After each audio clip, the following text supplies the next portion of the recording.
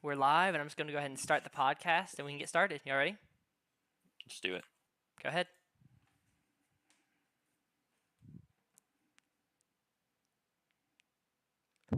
What is up, team? And welcome back to another episode of the Technical Foul Podcast. It's a virtual episode today, and it's also a very special episode today as it is our 100th episode of the podcast, a big milestone.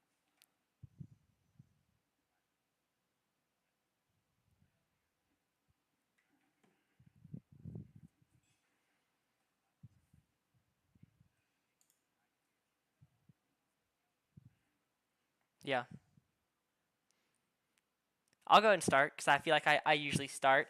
Doing great. Episode 100 is crazy. We started in what? I started in March ish. I remember one of our first shows was March Madness.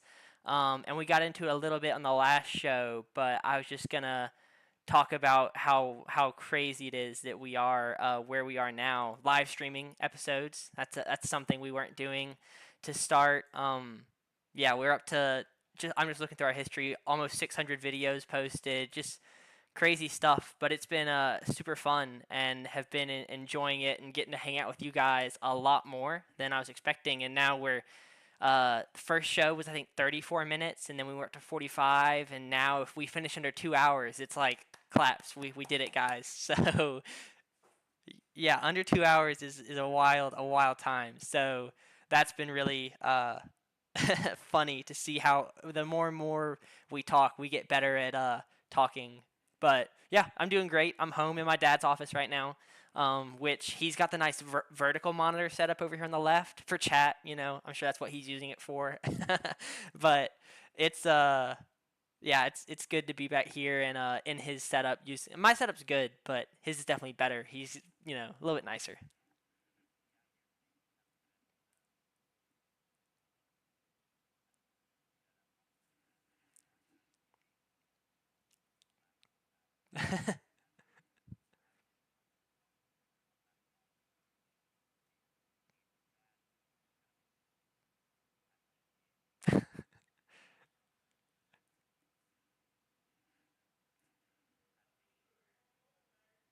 Hold up, Tucker just said he can't hear Jack.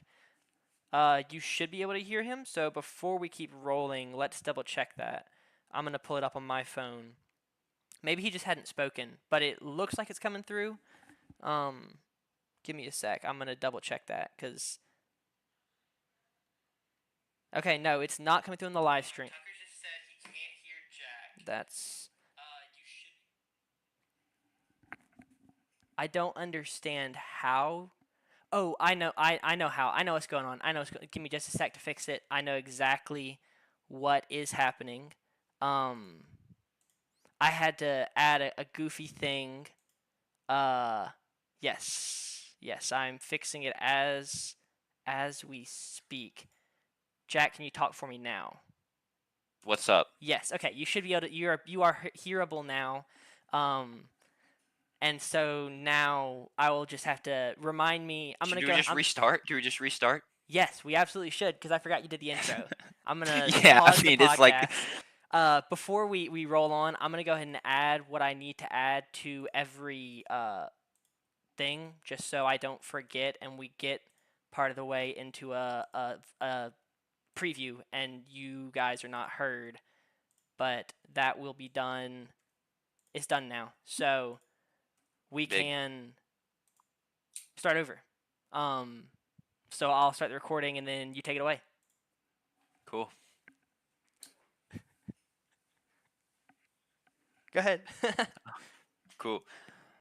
What is up, team? And welcome back to another episode of the Technical Foul Podcast. It's the 100th episode in the history of this podcast. It's a virtual episode. We just hit 250 subscribers. So it's a weird episode, but we've also hit a couple nice milestones to make it a fun episode. It's been a fun 100 episodes, but I, Jack Anderson, am joined today by Sanders and JP. Almost as always, JP is to my right and Sanders is below me, I believe, if you're watching and not just listening. But how are we doing today, boys? Fantastic. Episode 100 is crazy, crazy to think about. It's been like 8 months now. But no, we're doing great. I'm just kind of looking back through like the history, and it's wild to see how thumbnails have evolved. This is a guy who does most of the Sure. thumbnails. How viewership has evolved. Seeing some of our old videos, a Mississippi State baseball video with almost 1,000 views and like 20 comments because everyone's excited about Mississippi State baseball. But yeah, it's awesome. And then looking back at how we've evolved, first 3 episodes were all sub 1 hour.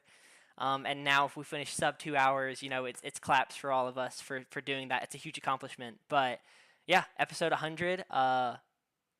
It's a little sad that we don't get to be in the nice studio that we made, and that we are instead recording remotely, and we don't get to celebrate 250 subs and 100 episodes in the nice studio. But we'll do something Yep. fun. Maybe I'll I'm try enjoying my and dining room table personally. you enjoy the So dining room table. JP, are yeah, you my little enjoying corner your here. your setup? Maybe is that a childhood bedroom I see, or Yeah. Um, honestly, kind of sentimental because this is probably the last time I get to sleep in my bedroom as the house is getting sold dang. Oh, come March. So it is. Well, it used to have tons of stuff all over the sure. walls, but I was forced to take that down. But I used to collect the Sports Illustrated. We used to get Sports Illustrated Kids. I don't know if y'all got that magazine, and in that magazine they'd give you a poster every single week of whatever athlete had a good week that week, and I used to have those That's really just cool. behind that wall in the back. Westbrook on the Thunder, all the Warriors, Drew Brees, Tiger, Tom Brady, Dak Prescott when he was at State got a poster Yeah, in Sports Illustrated Kids, and he was up there. that's Is different there than anyone when you he was pulled on and the you were cover. like, "This is trash. There's no way I'm putting this up on my wall"? If it was like a hockey player, because I didn't watch hockey as a kid, and or it was like someone I just did not like, Yeah, then I fair know they enough. were not getting on the wall. So it wasn't every single week, but it was most weeks. Makes sense. Makes sense. Um, well, I'm glad you are doing well, but why don't we just hop into the content, which is initially college football playoff game preview. We're going to preview all four first round games, and then we have 3 NFL games to cover as well before we turn it over to JP and his best bets, which has been on a bit of a heater recently, and we hope that continue. Now, I say that not exactly knowing the results of last week, so maybe the heater died, but I'm going to hope it didn't and that I am correct. Shall we roll into the first game, though, gentlemen? Yeah, so we can start with the excuse me, the night game, the Friday night game. We'll kind of work Sure. in chronological order as we typically try to. I'm just closing some of my tabs in the hopes that yeah, my computer's running a little bit better. We're gonna start Friday night, Alabama at Oklahoma. Jack, if you want to kick that off, it's up. Of course. Um, Alabama travels to Oklahoma on Friday night. It's a 7:20 kickoff, I believe. It's a rematch of a regular season game we had. Different location. Oklahoma went to Bama in the regular season and beat them there. But it's a small spread. Oklahoma is favored by 1.5. It should be one of the two kind of great games we get in this opening round. Though we can always hope for a Cinderella upset. But y'all's thoughts on this game? Yeah, this is a super exciting game to talk about and to preview because it's been such a interesting. It's not a rivalry, but the past 2 years it's been a really interesting matchup. So last year you have Alabama goes to Oklahoma and plays there, and Jalen Milroe. I remember very well, has a terrible game. I had him in fantasy. I think this was leading up to the playoffs, and I finished as a 4 seed. I snuck in, but I remember vividly the poor game he had and the interceptions, and I think he finished near 0 points. I mean, it was a terrible game fantasy wise from him, and the on field performance kind of matched that fantasy output. And then you fast forward to this year where Oklahoma's coming into Alabama. Kalen DeBoer struggled on the road, but you would think that in Bryant Denny it shouldn't be as much of an issue. You hope that they can get the win. They're favored by over a touchdown or at a touchdown. Um, and Oklahoma comes in, just the turnovers they force, it kind of leads to the upset. And so that leads into the third matchup in almost a calendar year. I don't remember when it would have been a little bit over a A calendar year and year. change. A year Yeah, and but the change. third matchup we've seen very recently. Um, and it's going to be really interesting to see, can Oklahoma kind of recreate some of that defensive magic they've had with the Milroe turnovers and the Ty Simpson interceptions. This is an opportunity for Brent Venables to really put his stamp on. I'm not going to call it the end of a great season because the winner of this game faces up against Indiana, and Indiana is the second favorite to win the championship at this point. But as a guy who kind of came into the season near the hot seat, I mean they go 7-5 or 6-6 last year, and the Jackson Arnold thing doesn't work. And this year they really they full sent it, and they brought in Mateer and the offensive coordinator from Washington State, and it's working. And so this is a really great opportunity for Venables to kind of mixed results. We'll say mixed results. They're winning games. They are winning games. They made the playoffs, which was the goal. Yeah. The offense probably has not been as good as desired. Yeah, I'll agree to call it mixed results, but it's just a big opportunity for Brent Venables to really get a huge badge for his vest, or whatever you want to say it, a trophy for the wall in his office. As the guy who's now beat Alabama 3 times in a row, a guy who go ahead. He does something Lincoln Riley never could do at OU. Yeah. And that's win a playoff game. And so, they were all distraught when he left, and now it's suddenly like, oh, the guy we brought in has done more than Lincoln Riley ever did at OU, and also more than Lincoln Riley has done at USC. So I think OU fans would greatly appreciate it from that aspect as well. Yeah. So I'm really excited to watch the matchup. The stories around it, we got a lot of red on this side of the bracket. Alabama, Oklahoma, winner faces Indiana. But it's going to be a really awesome matchup. JP, you want to get us started on any X's and O's, or do you have other story stuff to look to before we get into the X's and O's? Well, dynamic-wise, I don't know how much it matters that Venables has to win this game to put a stamp on anything, because I feel like he already has twice in this series, winning last year when severely undermanned at quarterback, and then winning this year in Tuscaloosa. Really no one does that. There aren't many coaches or quarterbacks or any of that win in Tuscaloosa. So I don't necessarily think that this is it matters that much to win this game, but it does matter. It would be a playoff win, like Jack said, something that Lincoln was able to do. And it would solidify a "we own you" kind of thing. It'd be one of these new teams that are joining the SEC in Texas and OU. It would be another one of the teams of, OU owns Bama, Georgia owns Texas, and for a while it looked like maybe Bama owned Georgia, but not so much at this point. X's and O's wise, this is I think it's, when you look back at the last game, Bama outgained OU by 200 yards. OU scored 17 points off 3 turnovers from Bama. A pick 6 from Ty Simpson near the red zone. Ryan Williams muffed a punt, didn't muff it, got punched out on a return trying to do too much. OU had the ball inside their 20 then. That turned into a touchdown. And then there was another field goal off of a fumble in the second half. That's the 17 points OU scored. They only needed 6 offensive points on drives that weren't off of a turnover to win that game. And that is more than likely what they're going to need again. They're going to need those kind of turnover luck. The key thing, though, here for them is Bama is kind of on the ropes. They have not played well offensively for the better part of 3 weeks to 4 weeks. Their offensive line play has not been great.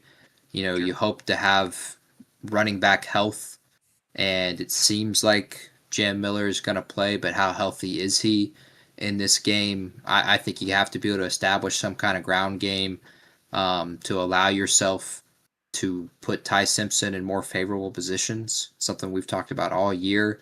When they aren't successful on first and second down, and this is true for any team, but when you have to go up against fronts like OU and like Georgia in the SEC championship, 3rd and 9 it's more like 3rd and 18. It's no different to when you play Texas A&M.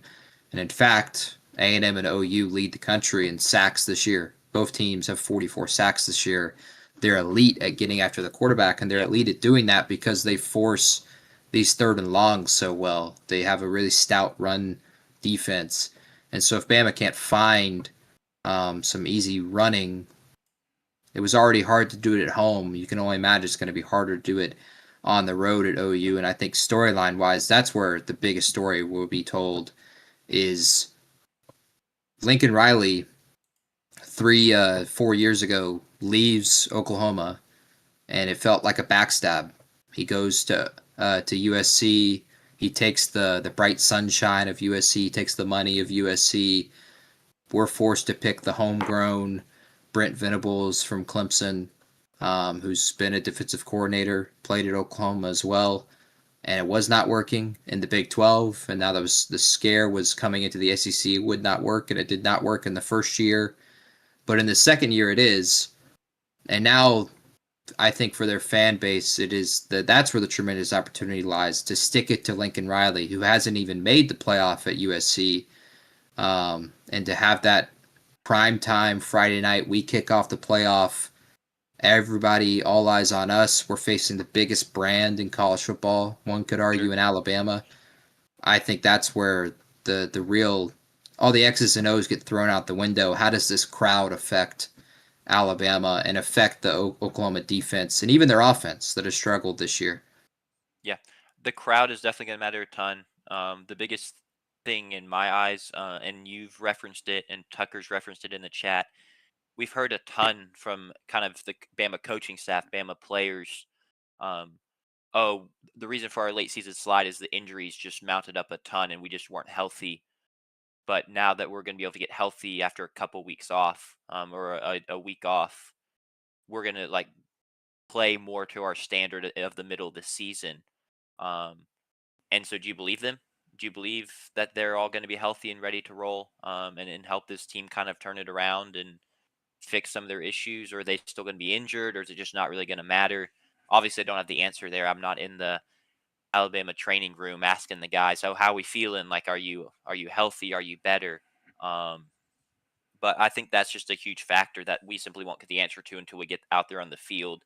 And that's not me trying to like take something away from Oklahoma. If Oklahoma goes out there and wins it, I'm not going to come on the show, after and be like, well, Bama just wasn't healthy, because Bama has issues aside from that. But that is a key factor to me. If Alabama rolls out there and the key pieces they've been missing down the stretch still aren't good to go, you mentioned Jam Miller, even Cuevas at tight end, Parker Brailsford, LT Overton, guys like that.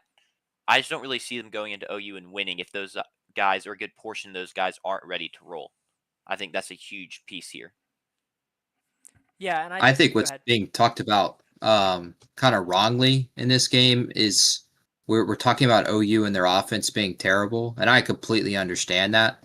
But I think what's being missed is it's OU at home, and with that home crowd and the home energy, and then also just having it being quiet, they have had a ton of explosive plays at home this year, explosive Sure. touchdowns. You think of the Missouri game, the LSU game.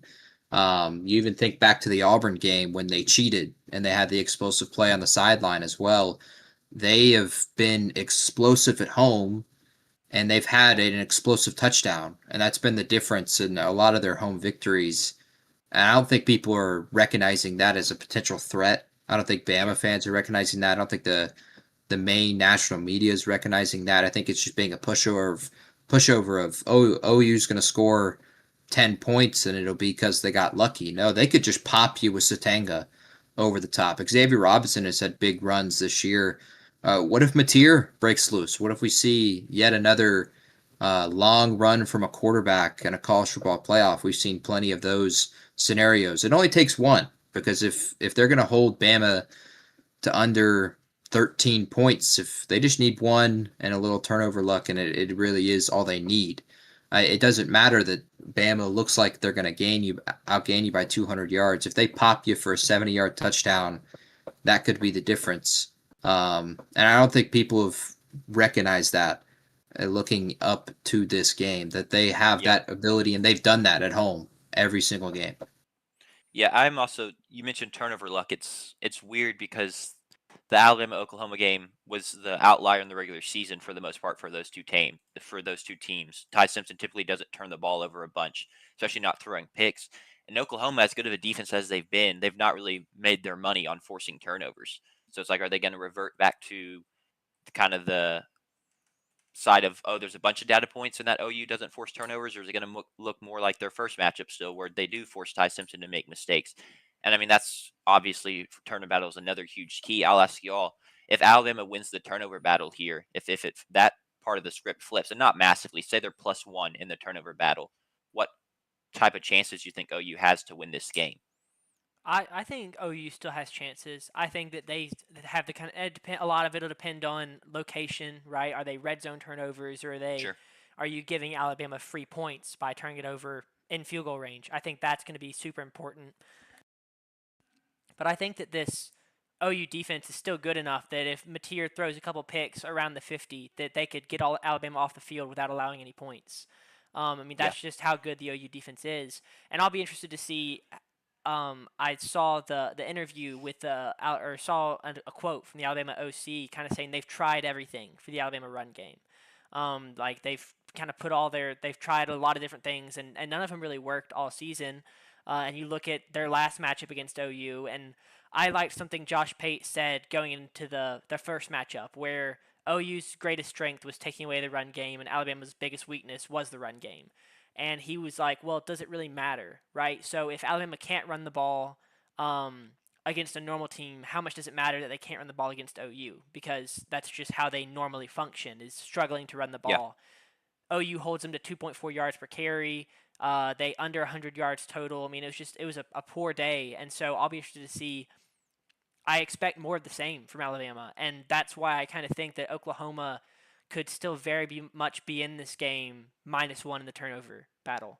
Yeah, I think it's a fair point. I'm just like, Yeah, same thing. Alabama didn't run the ball in the regular season matchup and still put up over 400 yards. yeah, They just shot themselves in the foot, and that's why they didn't really kind of turn that production into the same level of production in the point column.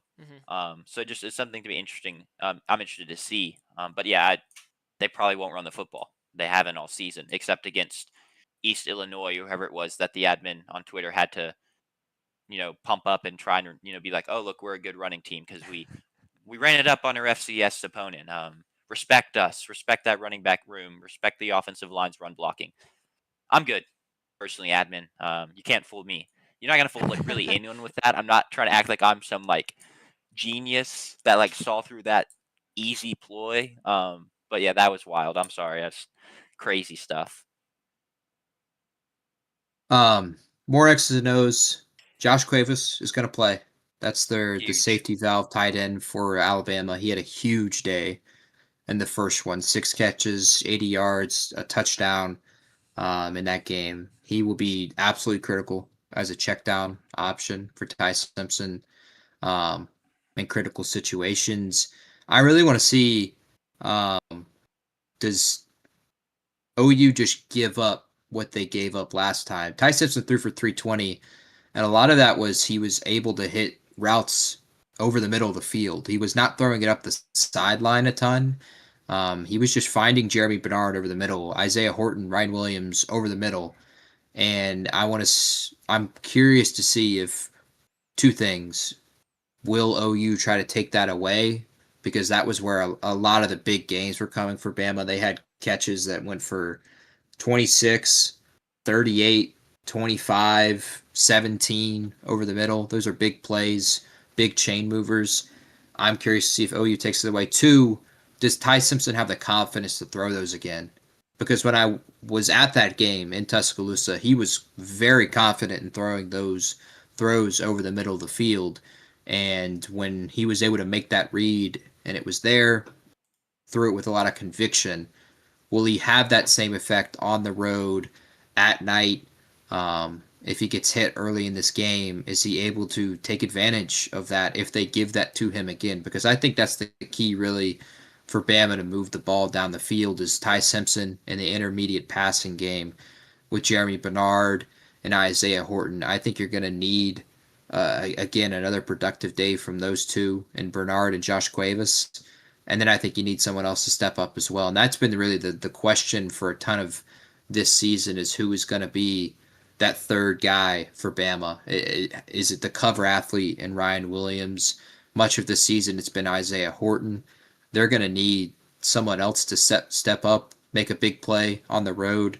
Because otherwise, I think if you just rely on Jeremy Bernard and Josh Cuevas, as good as they are, I think you're gonna get forced into a double team at some point, and that's where Ty Simpson throws his interception. A big key for OU defensively is going to be taking away, I think, those two guys, taking away Ty Simpson's first read, thus allowing the pass rush to get to him or force him to make some kind of read and throw he doesn't have a ton of confidence in, and that's where the pick ends up coming from. I'm really curious to see how that works because watching that game in person, that was a ton of the stuff that Jeremy Bernard was getting was just one on one over the middle, and Ty Simpson was hitting them really whenever he pleased. Will OU take that away in this game? I really want to see if that's going to be something they do. Yeah, we have 2 rematches in the first round. In terms of games we've already seen before. This is the one where it's like almost cooler. It's a rematch because it adds storyline and layers. Like how do teams adjust? Whereas the other one's kind of like I don't really know if I want to have to watch this again because it really wasn't pretty the first time. Now Tulane, I hold out hope. I'm rooting for you. At 100% capacity probably. I don't know when the game kicks off. Is that the afternoon game? It's the afternoon Yeah, game. that's the So 2:30, the TNT game or something. at 2:30, I'll be rooting my tail off for Tulane, but I can't say I have tons of optimism. I don't think we should get into the weeds necessarily any further. Let's go and pick this game. And I believe Sanders, you get first pick here. Is that yes? I do. I have the lead in the pick'em by 1 game, 47 and 46. JP's at 46 and 47, and Jack is 43 and 50. So the Dang. plan is Hell. we're going to pick these 4 games as part of that pick'em. Is that right? Yeah, I mean, I'm good too. All right, cool. JP wants his chance to make the comeback. I think Jack would need a miracle to it just tie. makes sense. No, Thankfully, it does I make believe sense. in miracles. It does. So. It does make sense. Hey, and people say Cinderella runs can't happen in college football. That's just crazy. I will start us off. OU is favored by 1.5. I'm gonna go with OU. I know Tucker said in the chat it's hard to beat a team twice, but I just think the way I think OU's defense. I just have had so much faith in that like all season long, and I think they've been playing really well. And Alabama, I noticed y'all have not called me an Alabama fan yet this show. I don't know if that was It's coming in like 10 seconds. Oh, okay. Well, maybe I got ahead of it, but I'll be picking OU. You've been kind of incriminating yourself anyway. I feel like this is like you're trying to like fade. It's like an emotional hedge of like, oh, if Bama loses, at least my pick is right. And then like if my pick is wrong, that means my team won, and so I'm now in a win-win situation. That's kind of how it feels to me what you just did. Yeah, but if I You picked also said Alabama, that then it would have been homerism because I'm an Alabama fan. It's just kind of a lose if you think about it.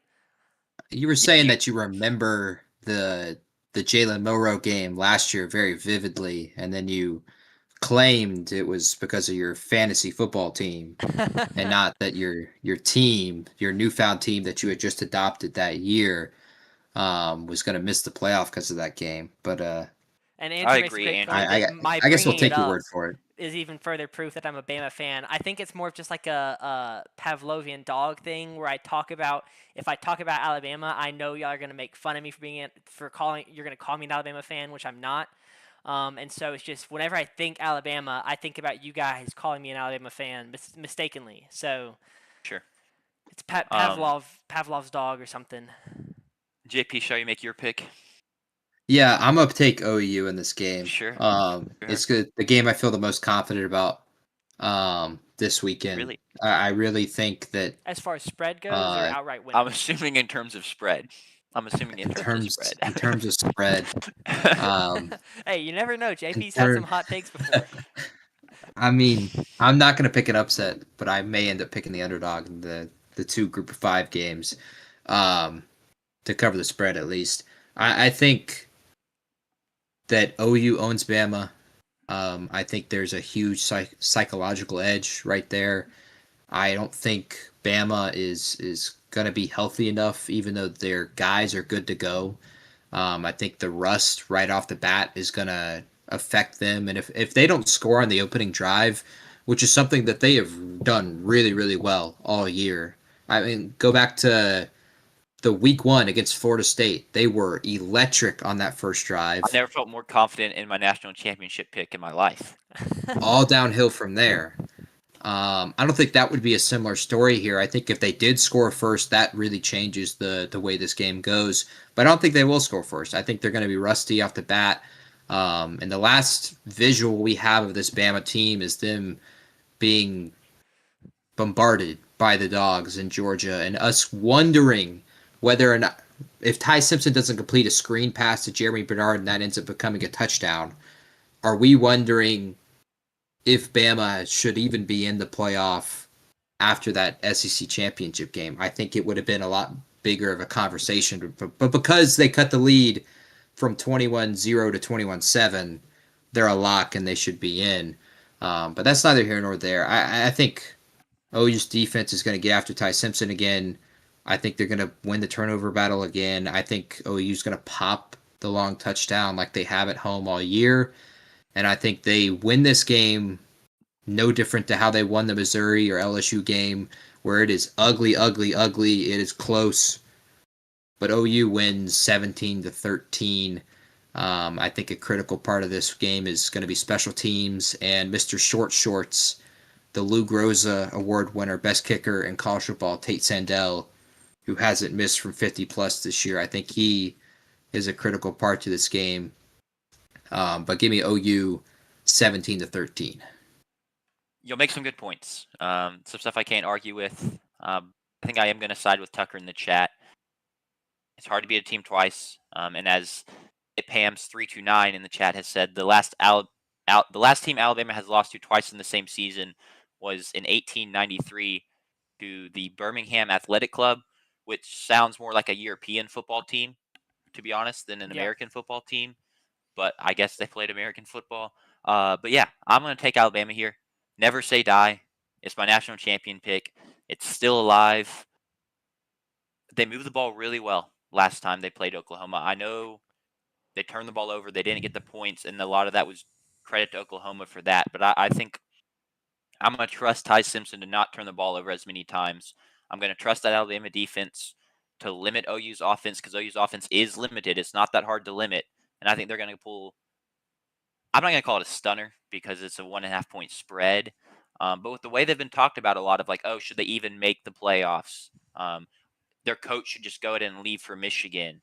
Oh, they've been terrible down the stretch. I think in some ways it's deserved to call it a stunner that they can turn around a lot of those narratives to get a huge win in Norman on Friday night. Yeah, before we move on, normally we'd wrap it up with the pick'em. I did want to. There was one or two things in the chat that I thought were interesting that I wanted to throw in and have a part of this preview. Andrew McBride asked, "Is this a guaranteed close game, or is there a possibility for a blowout?" And JP, I see you responded in chat saying it's guaranteed to be close. And Jack, you also agree.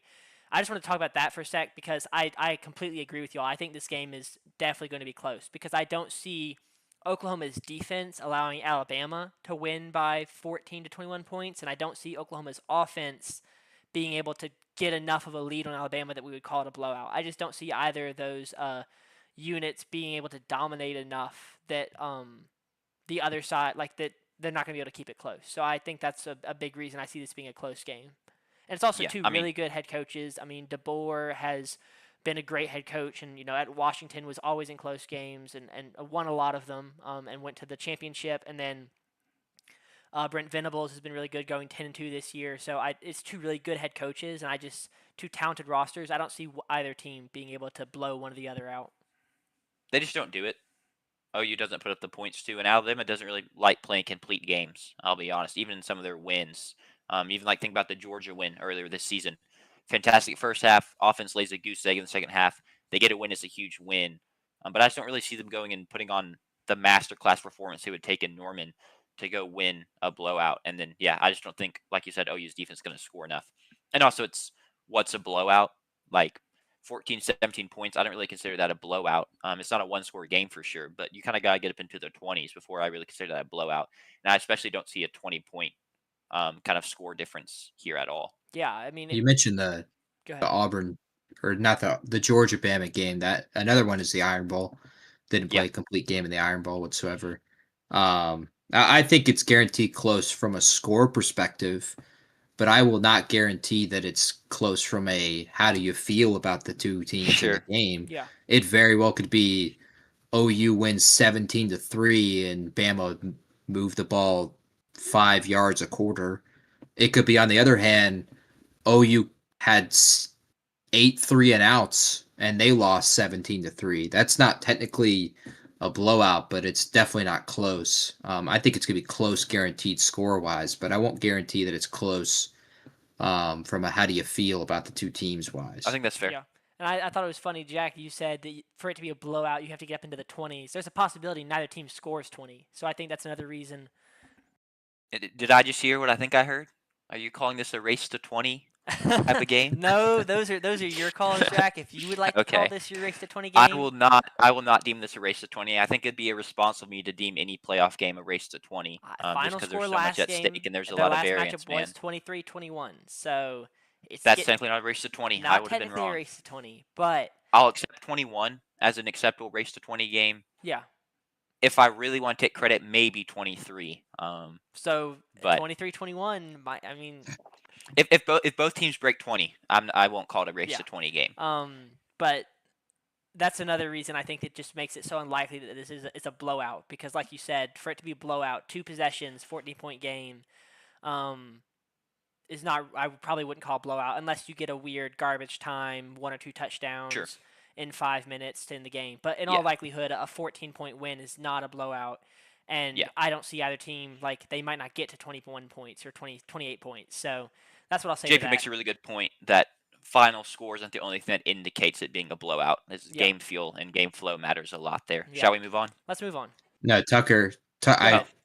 Tucker had a question in the chat asking how would Alabama be rusty when they played more recently than OU. When I think about rust in football, I think about it from an offensive execution standpoint, and OU already has terrible offensive execution, so that won't really matter towards them. And on the Bama side, for them not playing in 2 weeks, it might matter more towards them. And I also think you could put that with confidence as well.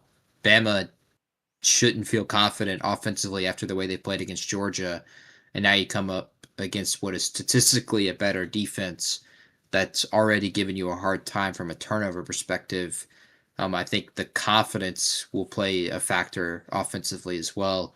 But I just don't think rust factors that much for OU because I think of offensive execution when it comes to rust.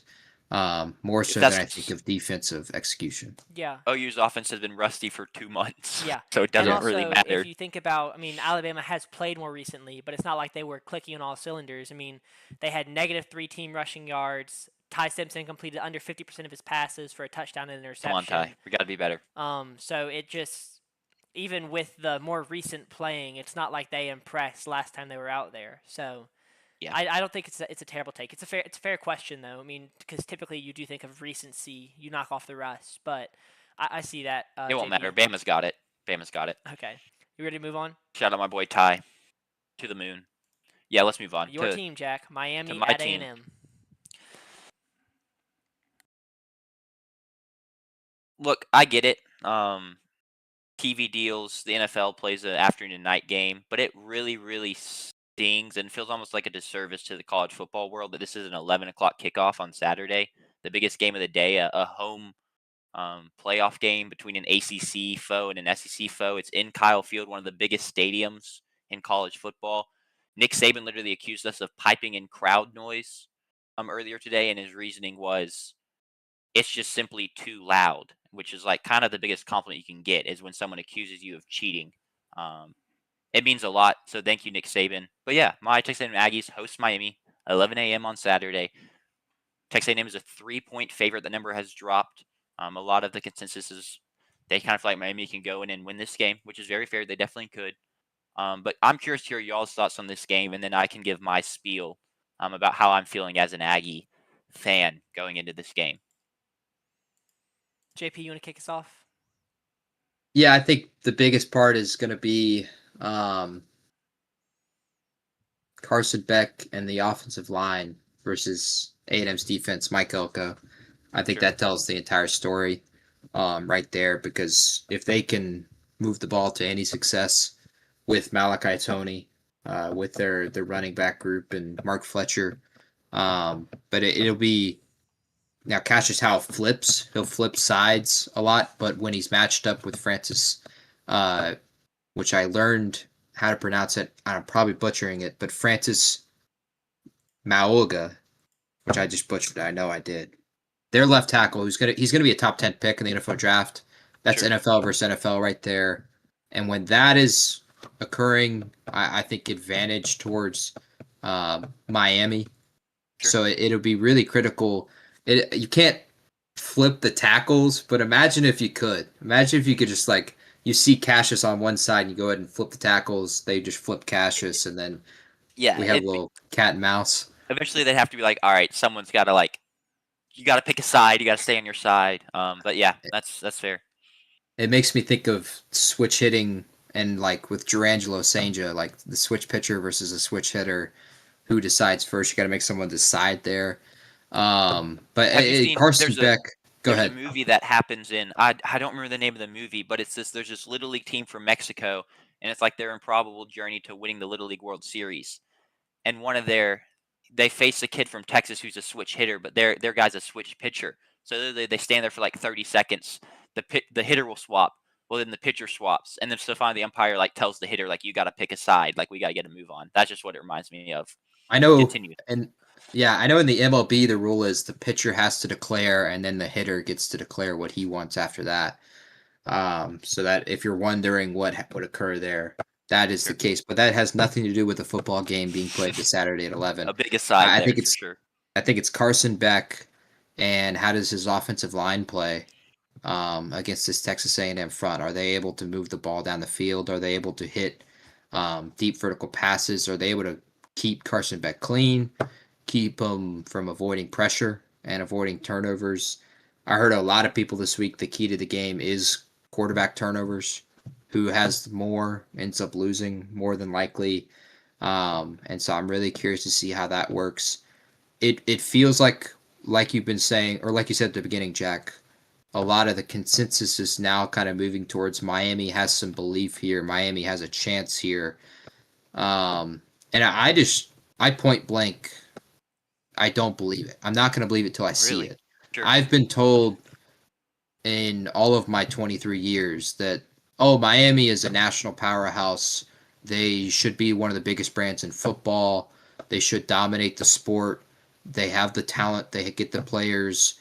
And then for the better part of a decade now, we've been told, oh, this is now Miami football with the turnover chain. Remember the turnover chain with the U?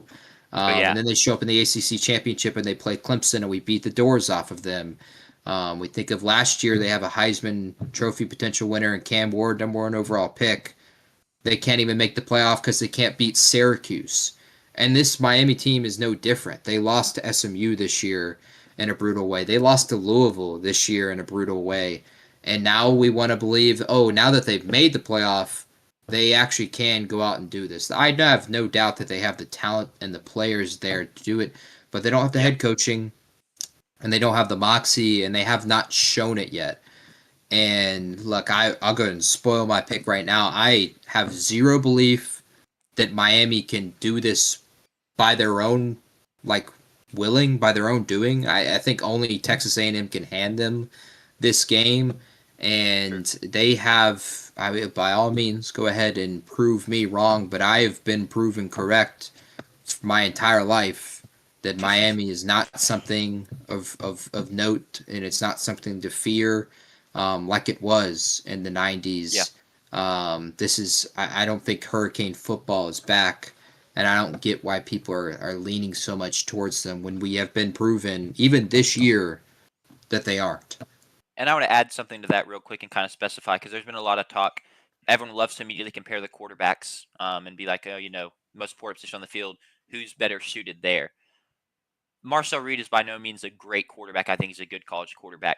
But I've seen a lot of people saying they like Miami in this game because they want to rely on Carson Beck's experience and they trust him to go deliver in a big game more than Marcel Reed.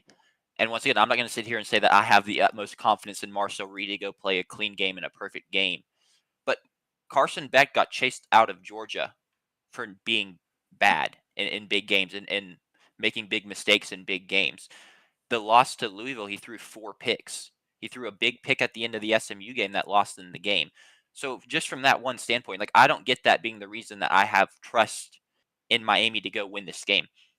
Carson Beck is talented enough that he could, if he has an A game, he could 100% tear us apart with the weapons he has, and he could throw for 300 plus yards and 4 touchdowns and be the reason they win the game. But I don't think he's shown us any sort of consistency to have like confidence in him to go do that. Like he's completely a wait and see player in that regard. Similar to Marcel Reed, like I'm gonna have to wait and see if he can handle what Miami throws at him and if he can read their coverage as well. And so that's just just an I said quick addition, not really a quick addition, but just kind of to add on to your point there. Yeah, and I 100% agree with what JP was saying about the narrative around quarterback play is going to define this a lot.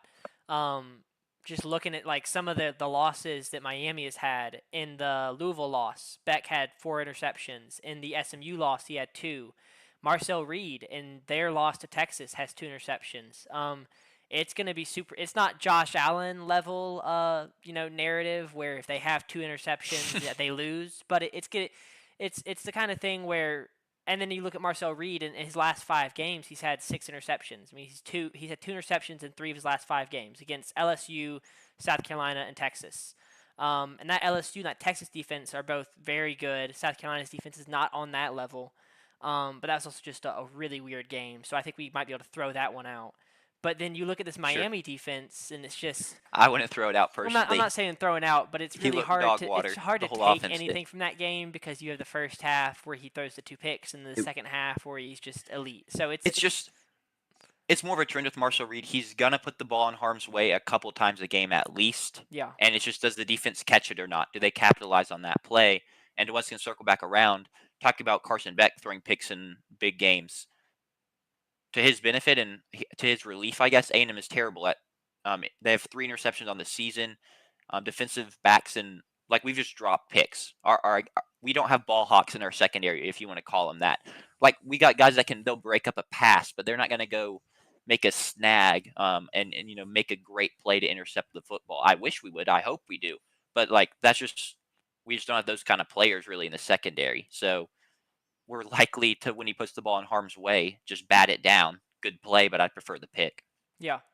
Um, and then a question that I have for y'all, depending on, so, people can call the ACC fraudulent or whatever you would like. Miami's a good football team. They have a veteran quarterback. Your thoughts on Carson Beck? They've got weapons in Tony, and then they've got a really good defense.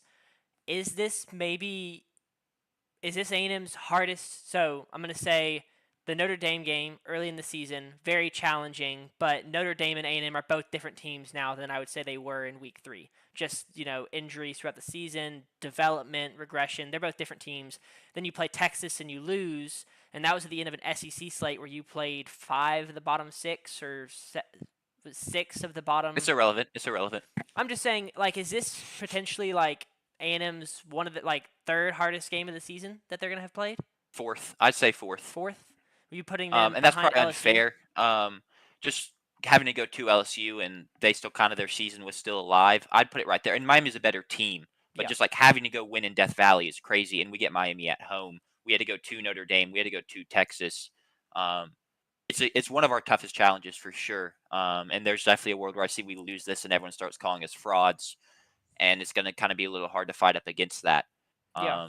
But I think the fact we get it at home is huge. Going back and watching that Texas game, the road environment really got to us. The O line really struggled to get off the ball at any sort of consistent like pace or like quickness.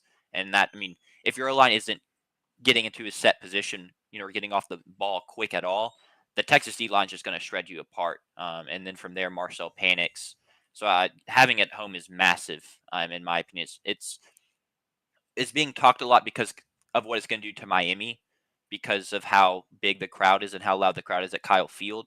But I don't think it's being talked about enough about what it's going to do for A&M and their offense, and the fact that when we have the ball, it's going to be nice and quiet, and Marcel Reed can do his thing, and the O-line can hear and stuff like that. I can get into my thoughts now. Yeah, now that we've done if we 10 Please minutes, do. you go ahead and start Sure. your spiel. It's a trenches game. I think this is the biggest trenches game of the first round in terms of the Miami defensive line is fantastic. And so something I'm looking at immediately if I'm an A&M fan is, are they going to be able to get pressure bringing 4? And if they do that, all my confidence is gone, because then it means they're dropping 7 and I have to trust Marcel Reed to make reads based off of that and find his third read as they get open and work through progressions against them dropping 7 or maybe even dropping 8 some. So I'm looking at that immediately. Can they get pressure? Can Miami get pressure with 4? And if not, and they have to start blitzing, it gets a lot easier for Marcel Reed, assuming they don't just immediately get home on the blitzes, right? But it makes it a little easier for him to find his throws, find his lanes, find the soft spots in coverage, etc. Other big thing is, can we run the ball? Because it's kind of what predicates our offensive success, honestly. Le'Veon Moss is questionable for the game. If he doesn't go, I'm once again very scared. The kind of hodgepodge behind him of Jamarian Morrow, Ruben Owens, and then E.J. Smith, they're all fine running backs. They just don't give us what Le'Veon Moss gives us, and that's yards after contact, tough running inside the tackles. My boy Ruben Owens is so fast, but he just falls over when he barely gets touched over and over again. And so once again, it's a great front 7 for Miami. If we can't bring physicality in the run game and they stop that, once again, I lose all confidence. And then on the opposite side, it's like Carson Beck doesn't handle pressure well. A&M likes to bring pressure. JP already mentioned on the show, we are tied for the lead in sacks in the nation. Can Cassius Howe, can the other guys on that defensive line get home? We love to blitz. Can the linebacker blitzes, the safety blitzes get home and kind of, get Carson Beck off of his spot? And then that's when you really see the turnovers come in from him, right? So those are kind of the big things I'm looking at. I think it's a trench war through and through. Just the dudes on this, both teams' offenses and defensive lines are insane. And then build off of that, they have Malachi Tony, we have Casey Conception and Mario Craver. Which team finds the explosives with their explosive wide receivers better? Does Tony have 1 reception for 30 yards, and then a couple, smaller things, and we do a good job tackling him in the screen game and whatnot? Or does he have a day where he has like 8 receptions for 120 yards and 2 touchdowns? What kind of day does Casey Conception have on the flip side? That's what I'm looking at personally as an A&M fan. What scares me the most? What I need to see from my team from the jump to feel confident. Cool. Looks like we don't have a whole lot of thoughts in the chat about this game. Any other thoughts or takeaways, predictions before we get into picking the game? Just play well, boys, please. I don't want to walk away from this game going, man, I really feel like we beat ourselves. Like, I don't want to walk away from this game and there be $50K in additions to the Cancun fund or the Cabo fund. Sorry, the coaches will be going to Cabo, the players will be going to Cancun, 1-2-3 Cancun. If we lose this game, but yeah, I don't want to see that. I don't want to see 10 penalties. I don't want to see 3 turnovers from Marcel Reed. I feel greedy asking for a 0 turnover game from Marcel Reed. I would love that. I want to see our running backs play with physicality. I want to see us not miss a bunch of tackles and play run fits terribly like we did against Texas again. I just want us to play well and let the chips fall where they may. I think this game can tell a lot towards next week, because right now, as it stands, I don't think any of us would pick one of these 2 teams to beat Ohio State next week. Sure. Like, given how this game could potentially go, you may end up wanting to pick one of these 2 teams against Ohio State, because if A&M blows the doors off Miami and they have an explosive offensive day and a dominant defensive day, you think that they can do the formula that Indiana did the Big Ten championship game to beat Ohio State. I think Jack and I might pick Texas A&M. It looks like you wouldn't, Sanders. I don't think you'd feel the confidence there. Yeah, I think they'd have a chance. I think they have the opportunity to prove that they have the chance. I agree. I think we're one of the higher ceiling teams in the tournament. We are also one of the lower floor teams. Did you just in say also have- tournament? It's not a Yeah, tournament, in the it's a tournament. playoff. It is a tournament. Sorry. You'd have There's the pseudo home game as well, with it being in Arlington. And then for Miami, there's already some buzz there that they could pull off this game. They have the players fully to compete with Ohio State as well. We did not mention him, but Ruben Bain, who's going to be a Yeah. top 3 pick. Malachi Tony is an explosive threat that can have the big plays that Indiana had. Carson Beck, if he does enough against Texas A&M and their defense on the road, why wouldn't you think maybe that he could find some success against Ohio State's defense on a neutral site? I think it's kind of a toss up there. So this game for me will tell a lot. If it goes one sided and one of these teams looks really, really good, I think it's really easy to potentially pick them next week against Ohio State in a game it'll look a lot closer than it feels right now. So I think that's a huge thing to look at. And then then it becomes, if they can beat Ohio State, they can beat anybody. And maybe this is where the national champion comes from. I think you have more confidence that these two teams have the rosters and have shown the ceilings both offensively and defensively this year to be last year's Ohio State, more so than OU and Bama, because OU and Bama have one-sided problems on both on different sides of the football. I think it's a potential conversation that it starts to emerge. The shaman starts to talk to you.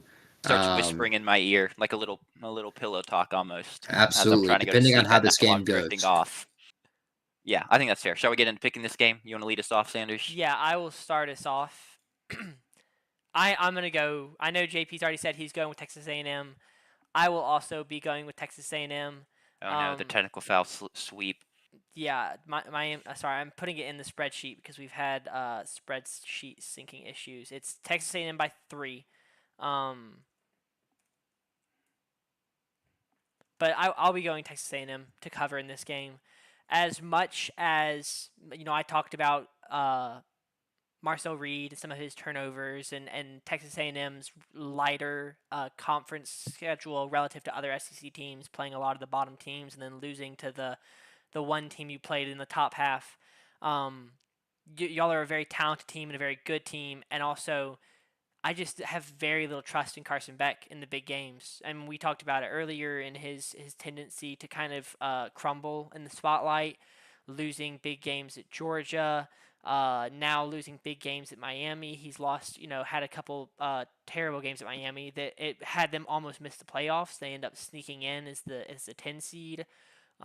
Yeah. But I'm gonna go with Texas A&M to cover just because I have as many questions as I might have about Marcel Reed, and as real as the possibility is that he could throw a couple picks, I expect that from Carson Beck. Whereas Marcel Reed, it's just kind of a possibility that he could do that. Yeah. JP, what do we got? We know who you're going, but you want to add anything on top of it? I'll repare Parting it down. I words? think I'm. It's not a confidence one like it was with OU. Like, I think Miami very well could win this game, but Yeah. I'm gonna have to see it to believe it. And so I'm gonna take A&M. I'll take them to win. I'll take them to cover. I think this is. I think you have if these quarterbacks don't get settled in, you might have less points in this game than you have in the OU Bama game. It's I think this possible, could for be sure. 17-14, or it could be 17-10 or something like that. So I'll go A&M 17, Miami 10, and give me the Aggies. Gig 'em. Gig 'em. I'm also going to pick my Aggies. Couple of parting words. Le'Veon Moss, please just be healthy enough to give us 8 carries at this point. Just give us something, anything, because you would be a huge boost. And then something I feel like I should have mentioned earlier when comparing the quarterbacks. Marshall Reed, this is a playoff game.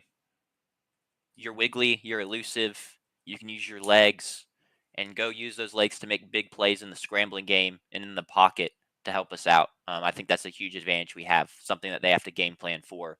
And so there is no more stepping out of bounds on second down 2 yards before the first down marker. You can aura farm another injury for all I care if that's what it takes. But just balls to the wall, make plays with your legs, and I think we can get this done at home. Gig 'em. Now we move into the underdog portion of the day as we kind of work our way into the afternoon. I'm going chronologically through these games.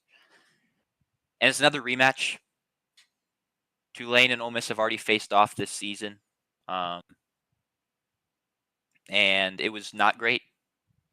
Tulane got killed. But there's some different circumstances around this game. There's been so much off the field drama with Ole Miss especially, but Tulane's coach has taken another job at this point too.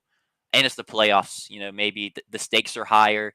Maybe for Ole Miss the lights will be brighter than expected, and they'll piss down their leg, which would be pretty fitting considering their name, as JP always calls them.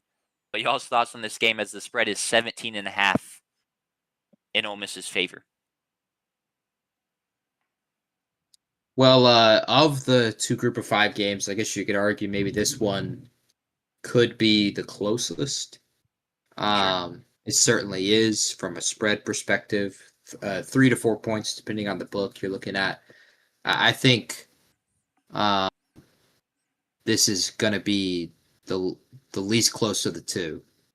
I'm all for picking against Old Piss, and I'll pick Tulane to cover the spread. But I think they are going to really rally around Pete Golding, around those players, and because it's in a home environment, it's going to be that much easier to do so.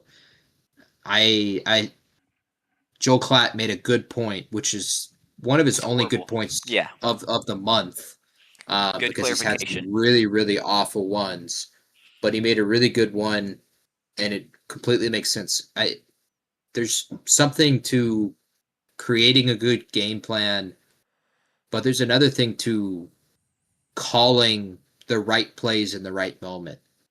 One of the things that makes me so good as a college football video gamer is calling the right plays in the right moment, saving plays for specific spots, being able to set up bigger plays in the second half, and in critical moments, deciding whether or not go for it.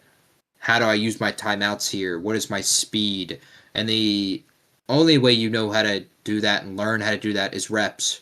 And Pete Golding and that staff, while they have had the reps under Kiffin, haven't had the reps where they are the ones making that decision. And I don't think it plays a factor in this game because they have a much better roster. They're at home. They have a lot of fire to play for, a lot of stick it to the man to play for. But it will matter down the road, and I think it matters in the second round. But let's say Tulane punches first. What if Tulane drives down the field and scores an opening touchdown? They did not do that in the first game. In the first game, Old Piss outscored Tulane 23-3 in the first half and 10-0 in the first quarter. If Tulane, for whatever reason, was able to punch first because they have a lot of fire to play with, and they just punch first, take a 7-0 lead, and then they force a 3-and-out. Does the air in that building change? I've seen the air in that building change in the one game I ever went there in an Egg Bowl where State was able to change the air of that building. It really felt like Old Piss should win that game in the pregame, and then suddenly we're in the second half and State has a lead and they're controlling the clock.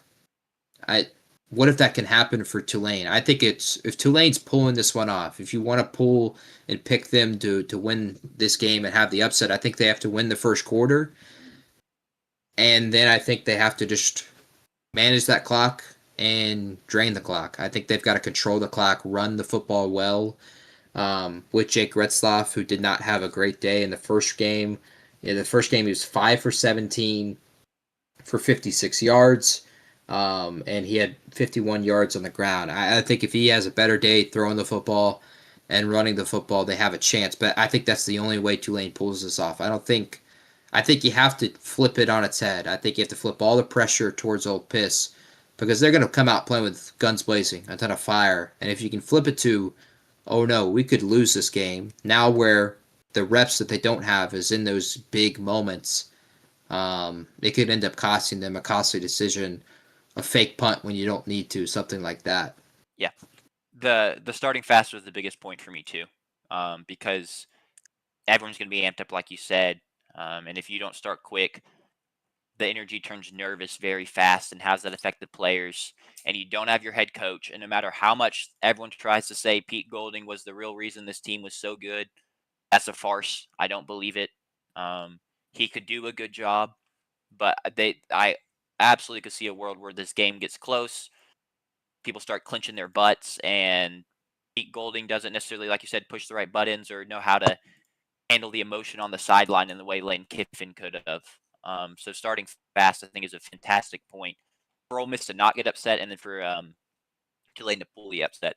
My question to y'all is, how many? I already said butt clinching. So how many butt clinching / disaster plays does Tulane need to have to pull this off in terms of like, oh, pick from Trinidad Chambliss, or they fumble, or like Tulane rips off a huge touchdown run, or there's a bust coverage touchdown? Like, how many of those swings does Tulane need to win this game? I think you need 4. Sure. 4 or more is the number there. I think because with the spread 17.5, I think you need 4 points that flip that 17 points right there and get it to where it's neck and neck. I don't think anything less than that's going to be enough to turn it around. So I Yeah. think you need 4. Yeah, I was think gonna that's a say good number. 3, but I'm on board to go with 4. Yeah. Real quick, I don't have tons of X's and O's wise. Trinidad Chambliss killed Tulane last time. Had over 100 yards on the ground, was great through the air. And I don't necessarily know that. I feel pretty confident Tulane is not have the horses to stop that, but you have to find a way to slow that a little bit in some capacity, whether it is we just sell out to take away his legs and make him be a pocket passer, which he can do great at. But, you got to find a way to limit him a little bit. And then you mentioned Jake Retzloff not having a good day, and they ran the ball pretty well, but your QB still can't go 5 for 17 in a road playoff game against Ole Miss and expect to win that game. He has to be better in some capacity. Anything else to add? Shall we pick it? Let's pick it. What do you got, Sanders?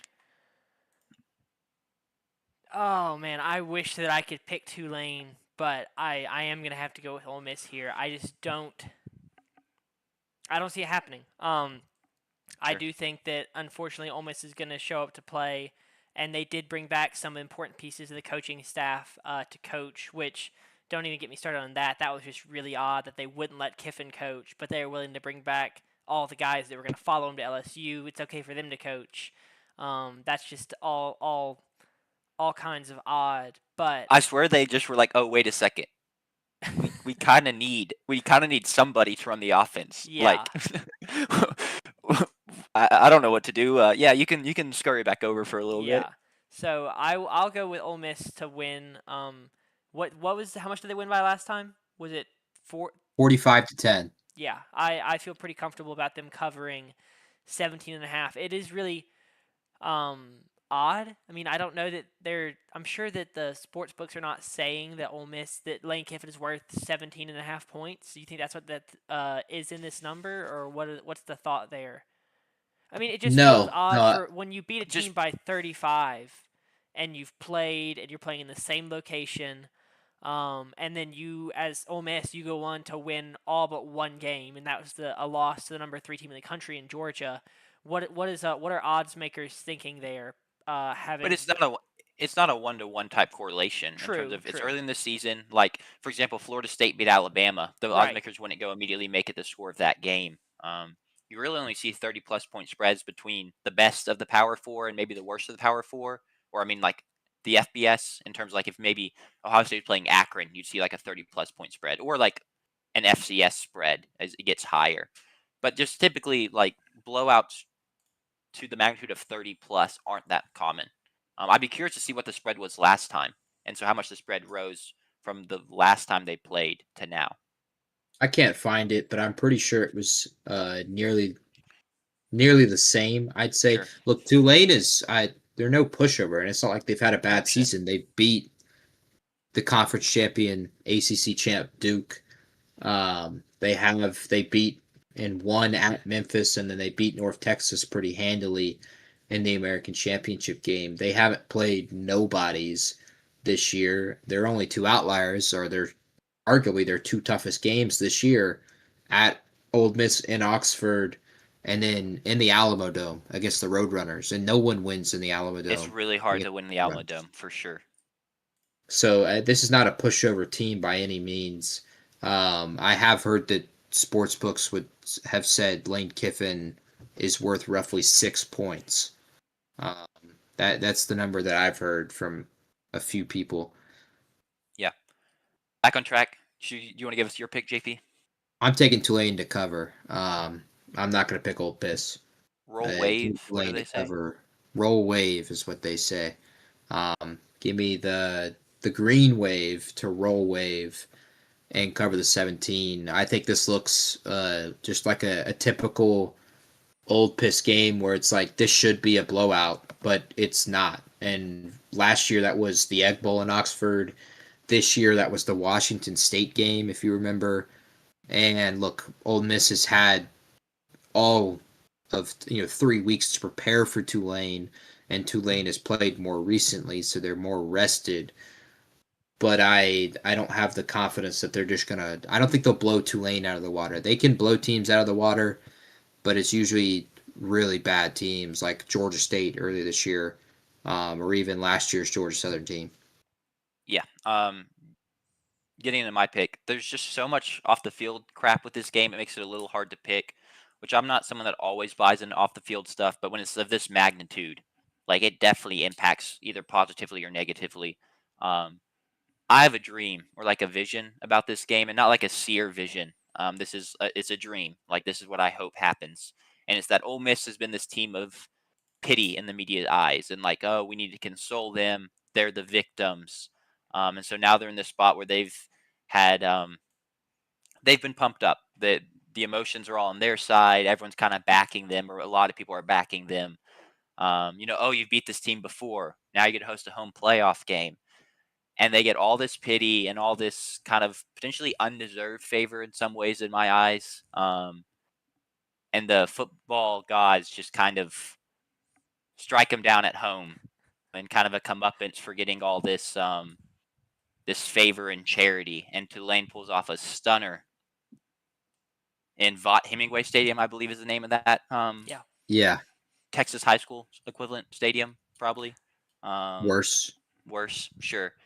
So I don't. I'm not gonna pick the Tulane upset outright, but I will take Tulane to cover and have this game get a little weird in some capacity, and I pray it does. I truly do. Roll wave. They So have a cool y'all, light show. they do have a Sure. cool light show. You'd expect Ole Miss to have a cool light show. The off the field product there is probably typically a lot better than the on the field product. These past couple years, notwithstanding. Mm-hmm. It's like with basketball. They have a Canes. Don't they have a Canes in there? Or is that LSU? They do have a They have a Canes Canes. That's in their probably the best basketball thing about arena. their basketball arena. Like not It's what's a on the nice court. I will say the only bad thing about the basketball arena is the seats are all too close together. Like you have no leg room, which you might die. That is Like tough. your feet might fall off from blood loss. I probably have to reserve like the seat in front of me and the seat behind me. Um, And like the seat I'm sitting in. But like that's also not on the court. No, but their arena is nice. I've been there for a women's basketball Sure. game where we went there and I think we probably had 6,000 States fans there and like 200 Ole Miss fans there. This was in our prime, so very different era. Yeah. They got a good women's basketball program there now. So y'all both picked Shall we Tulane. move on? I picked Ole Yeah. Miss. Before We we can move move on to our Dukes. Oh, go ahead. I don't know what brought it up in my brain, but JP, I got rage baited by Jack so bad last night. So he calls Diego Bumfield. And then at one point, like we were playing college football 26, we were in a national Is it championship. Diego? Have I been saying his name wrong this whole time? Is it Diago? What have you been saying? It's I've been saying Diego. Diego. It's Diego? Dang, that's awkward. I may have heard it, but anyway, and that specific part of the story is not relevant. And we're playing, and I think we have a corner or something, and we're talking about retaining This is not guys. a rage bait, by the way. It was, because then Jack goes, oh, and like honestly, he calls him Diego Bumfield, and he's like, well, honestly, like I just feel like every time there was a big play that State Secondary gave up, he was the guy responsible. But honestly, what do you expect with a name like Brumfield? Like it's so close to Bumfield, you're just gonna be a bad corner. And I was like, okay, that's just Name ridiculous. There are other guys, and then he was like, and then we think about Jalen Milroe. It's really close to Jalen Milroe. I didn't bring that up. That was my wife. Okay, well, you bought in. You were like, yes, I agree. I mean, I'm a believer in mildew. And he was like, with names like that, it's just like you're not gonna be great. Like you're always gonna be. And I was like, that's just not true. There are great players out there with names that you could turn into like insults. And he's like, no, like they're all bad. And so I literally was like sitting there, and I came up with a couple that were like really bad stretches. I don't even remember what any of them were. You said Ty. No. You're ta- I was trying to think of the one I eventually landed on was Kamari Lassiter because I was like, that guy's a good NFL DB, but you take away the L, and like then it's like, man, this guy's a bum. So I was like, this is just not at all true. I finally proved it wrong. And then, yeah, Lucy, Jack's wife, goes, yeah, we were just rage baiting you. And my head almost exploded because it went on for probably 15, 20 minutes of me it's trying not to a rage. think of. There are players out there with names that you could make like insults or like, oh, this guy's a bum, who are good Mhm. players. It's not a rage bait. It really isn't. It's theory, not scientific fact or whatever it is. There's gonna be some exceptions to the rule. Well, no, Like the because it's a theory that was proved wrong, so you can toss it out. That's how it works. not in this sense. Name theory is a thing. If you have a bad name, you're I less agree. likely to be a great hooper. If you have a sick name, like Bones Highland has kind of had a resurgence with the Minnesota Timberwolves. Not Mhm. surprised at all. His name is Bones Highland, Busy Bones. Like Yeah, that guy was just kind of born to hoop. yeah. So There's a that reason doesn't Booby surprise me at all. Feaster was a highly touted recruit out of high school. Like, there's a reason y'all Yes, wanted him as a wide which receiver. that's interesting because like that's not his real name. Bones probably isn't his real name either. Yeah. So like how did names factor in? His first name's Ethan. It's Fluff Ethan Bothwell. Feaster. I can confirm Bones' first name is not Bones. It's Nashawn Nashawn. Highland. Which also Nashawn Highland works pretty well as well. That was not rage baiting, I swear. As Kyle we move on Pitts to our sounds like a bum Dukes. name. I mean, Pitts, like, yeah, that's Look, fair. I think The I think Pitts. name theory applies. I don't recruit players in college football unless they have good names. If they have cool names, I'm all over them. Like Frederick Babineau, that's an instant offer the other night. agreed. Like you can't top that. I don't care he's 5'7". He'll go to work in the slot. I had my quarterback at South Carolina for 3 years was Coco Toussaint. Like sick Electric. name. Some So Trinidad Chambliss, Ole Miss player, but like, am I really surprised the guy named Trinidad Chambliss came in and balled? Not really. agreed. Over Austin Simmons. Something to think about. Our Dukes play Saturday night. The JMU Dukes. Let's get on to them. Yeah, there you go. It's up. Our JMU Dukes, go Dukes. As I just said previously, travel to Eugene to face a tall task in the odds maker's eyes. JMU Sports News on Twitter has another approach on this. He thinks there's a tall task for Oregon to win this game at home. Choose your side. But either way, they go into the Saturday night game in Eugene, and they 21 point underdogs. I'm going to lead off with a question. It's a question I asked in the Tulane Ole Miss preview. How many disaster plays does Oregon have to have for JMU to win this game? Disaster plays being they bust coverage, they fumble, they throw a bad pick, they give up a punt return, etc. Yeah. I'll start this one off. I think it's more than Tulane needs. I'm gonna go with 6. I think they need 6 disaster plays. Is it in order to have a chance to win or to win? To win. I'm gonna say 6 then. I think at 4 they have a chance, but to win. I mean, I'm not saying that's the number to guarantee a win, but to feel pretty good about them winning, not just like a 20% chance, because that's a chance. Yeah. If you wanted to guarantee a win, the number would probably have to be so insanely high to like guarantee. However many drives Oregon has, they need that many disaster plays. Yeah, you're probably looking at 10 or so. I'd say 4 again. I think Oregon has been susceptible to that this year.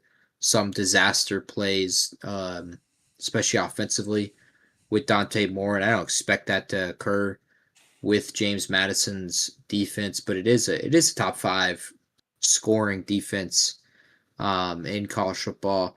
I think 4 is the number. I think that JMU has the playmakers to do it in this game. So I think their 4 disaster plays are a little bit more impactful than Tulane's are going to be. So 4 is my number personally.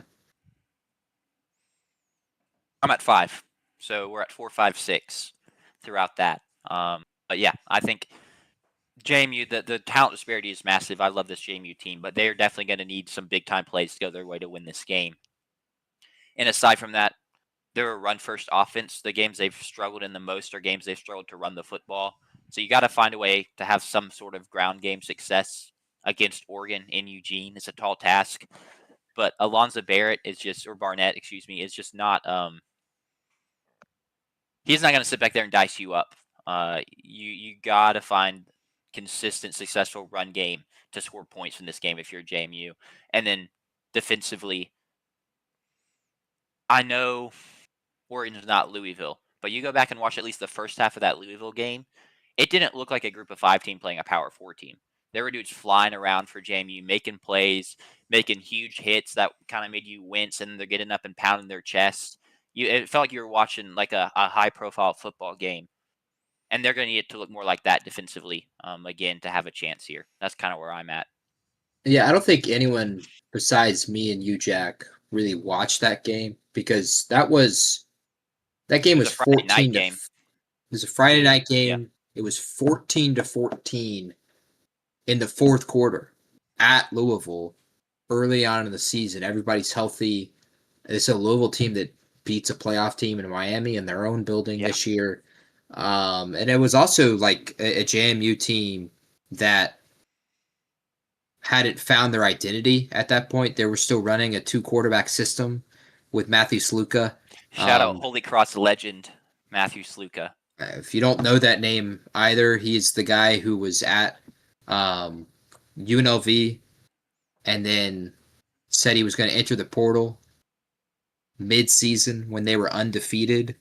And now, of course, ends up at JMU, and he's not even the starter, and he shouldn't be because Alonzo Barnett is the key for JMU and his legs. He's going to have some kind of Johnny Manziel kind of day against Oregon for them to have. Yes, I agreed. For them to have an opportunity to pull this one off in Eugene. Not many teams win in Eugene, and not many teams find a lot of success in Eugene and Autzen Stadium. This year, the number one team in the playoff, had to have one of their best performances of the season to go and upset Oregon in their building, and JMU will need no different. They have, I think, the playmakers to do it. It's just going to really be a question of, do those playmakers live up to who they are, and does Oregon underestimate said playmakers? If you underestimate Alonzo Barnett's speed, he'll outrun you. If you underestimate Wayne Knight and his ability to just pop one for 70 yards, he'll do it. And he's done it this year multiple times. He's the leading rusher in the Sun Belt with nearly 1,300 rushing yards. Yep. And he is an explosive back. They're going to give him the ball a ton of times throughout this game. He's not really their only option at running back either. They got other backs as well that they can lean on and pet away. Jordan Fuller as well. So they've got backs to go to. JMU statistically is a really good rush defense, and statistically is a really good pass defense as well. But are they up to the task against Oregon and their weapons? I think that is a huge part to this game. If Oregon can't run the football, which would be a shocker, which is why it leads towards a shocking upset, then I think it becomes a very interesting game. Because I think JMU has the pass rushers to potentially get towards Dante Moore. I think they got the playmakers in space to be able to tackle Oregon's receivers in space. And I think if you force Dante Moore into some long third downs, maybe you find yourself into a pick. This can't be a shootout through the air. I think JMU can compete in a shootout that's led by big rushes in this game. But if Alonzo Barnett is forced to throw for 300 yards, good luck. I don't think that's going to happen. He's only done that once this year against App State. But on the other hand, he has 2 separate games this year against Sun Belt competition where he threw for 74 yards and 93 yards. He is susceptible to having bad games through the air, and he only has 21 touchdowns to his 8 picks. I think Jack made a great point in terms of that Louisville game. They play with a ton of fire. I think they are going to play with a ton of fire. I think we're looking at a really close first half. Will they have the legs to be able to pull it off in the second half? I think that is where we find our story. With all that being said, though, Oregon is kind of the sleeping giant because they have all the playmakers and players that the top 4 teams have. They just happen to be the 5 seed. I think they have the toughest path, so I wouldn't pick them to go all the way, but they have all the playmakers to do that. And Dan Lanning is out of the coaches you pick that you trust in a moment like this. Dan Lanning is pretty high up that list. So it would be the most shocking upset of the weekend without question if it were to happen. But I think JMU's got a chance to keep this close for the first half. They've got to get it to a point where we get to the fourth quarter and then it's a one possession game. They can win a fourth quarter. They can't win 4 quarters versus Oregon. So I think that is a huge part to this game. Can you somehow get 2 quarters to disappear and it's still a tie game and then make it a 2-quarter game? No, I agree. I hope it happens.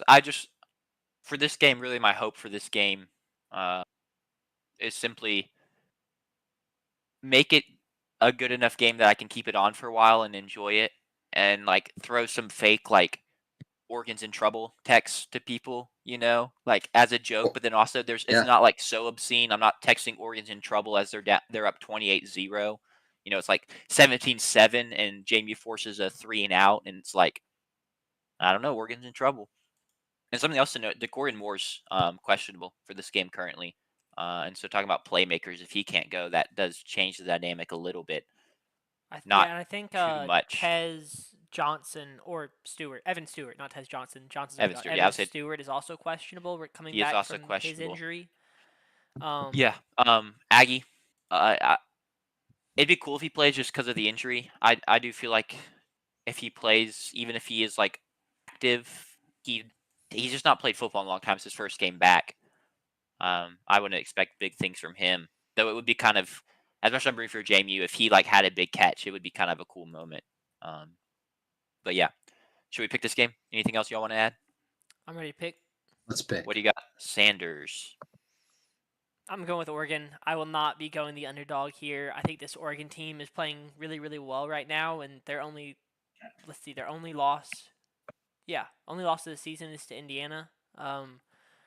Bad loss. Yeah, it's a tough loss. Number 1 team in the country. But yeah, I'll be going with Oregon. I think they're playing really good football right now, and I didn't watch that JMU Louisville game. Maybe I should have in preparation for this. But you talk about, the JMU like having to play up to this super high ceiling and play their best football to have a chance, whereas Oregon, it's like, they're gonna be really, really good. That's kind of their floor is gonna be. I expect excellence for their floor, so I'm picking Oregon. Holy boring, man. Picking all the favorites to cover. Well, we can't talk too much. He is in the lead. He's done something right, I guess. It won't be for long, apparently. Has he really done something right? Or have we just done something wrong? Because he's only 1 game above 500. Like, we're not looking at pick'em excellence here. No, not at all. It's pick'em mediocrity followed by more pick'em mediocrity followed by I don't know. Picking disaster class. No, the picking disaster class is your NFL pick'em. Personally, I disagree in terms of it just being like mid, because to be profitable in betting against the spread, you need to be 52.73%. Are y'all that though? And I mean, let me calculate it real quick. 47 divided by. No, I don't think we are. I don't think I am. Sanders is at 50.5%, so he's not there yet. And I'm at 49.5%. Not there yet, but this weekend could flip that. If he's hits all 4, that flips that immediately. And he would be 51 for 97, which would be 51.5%. He'd be one more good weekend away. I wouldn't say it's mediocrity. It's really hard to pick against the spread. So I think just being the best in the group, I think is. You can give him props for that. the bigger statement here. That being said, boring picks. Give me JMU. Give me another close game. I think we're looking at a closer playoff this year. I think it's something I've talked about all year, specifically just about the SEC. But I think now that we've got the teams here, I don't, because we don't have the quote unquote elite teams, and that's shown by the odds makers and power rankings and JP poll, whatever you want to call it. I think we're going to have a closer playoff. And I think JMU covers the 21. Now, covers could be 20. And I'm full on there for it. That would be a celebration for JMU. And I love the buzz that they've gotten. They fully deserve it. I hope they continue to get this kind of buzz. So give me the Dukes to cover the 21 points. Yeah, I'm also going to take JMU. I think they can keep it close. I don't really think they can win it, but I think they keep it close. And then, like, as an added bonus, like, let's just say this game isn't like a 24-point game, and then they score late and they backdoor cover. So I feel great having kind of those multiple options. Let's go have some fun, JMU. That's just one night for the rest of your lives. Have y'all seen the JMU guy that's taken a train all the way there, No. Yeah. and then Wait. he got stuck in like Montana or something because it's snowy? That's crazy. And so I haven't checked in on him in a minute. I don't know what his update is, if he's unstuck or has found another Probably means to get to snow Eugene. dogs in his sled. Yeah, mush. Fair enough. All right, shall we get on to the NFL? Hold up, real quick. Yeah, let's do it. JP, you asked last week about the model that I had last year. And last Oh, year's yeah. model did correctly predict the winner of every playoff game. It did not, but it also picked the favorite in every playoff game. So the favorite won every single game. This year, it's going to be a year that's going to lead to some fine tuning and some reflection because I will read you the power rankings as they stand right now. Go ahead. At number 1, we have I'm Ohio nervous. State. Shocker. Okay. And number 2, Sure. Notre Dame. Number 3, Okay. Oregon. Wow. Texas Tech is at 4. Miami comes in at 5. Georgia's at 6. Alabama at 7. Utah at 8. Indiana's at 9. Texas A&M is at 10. Other notable teams, Penn State is at 13.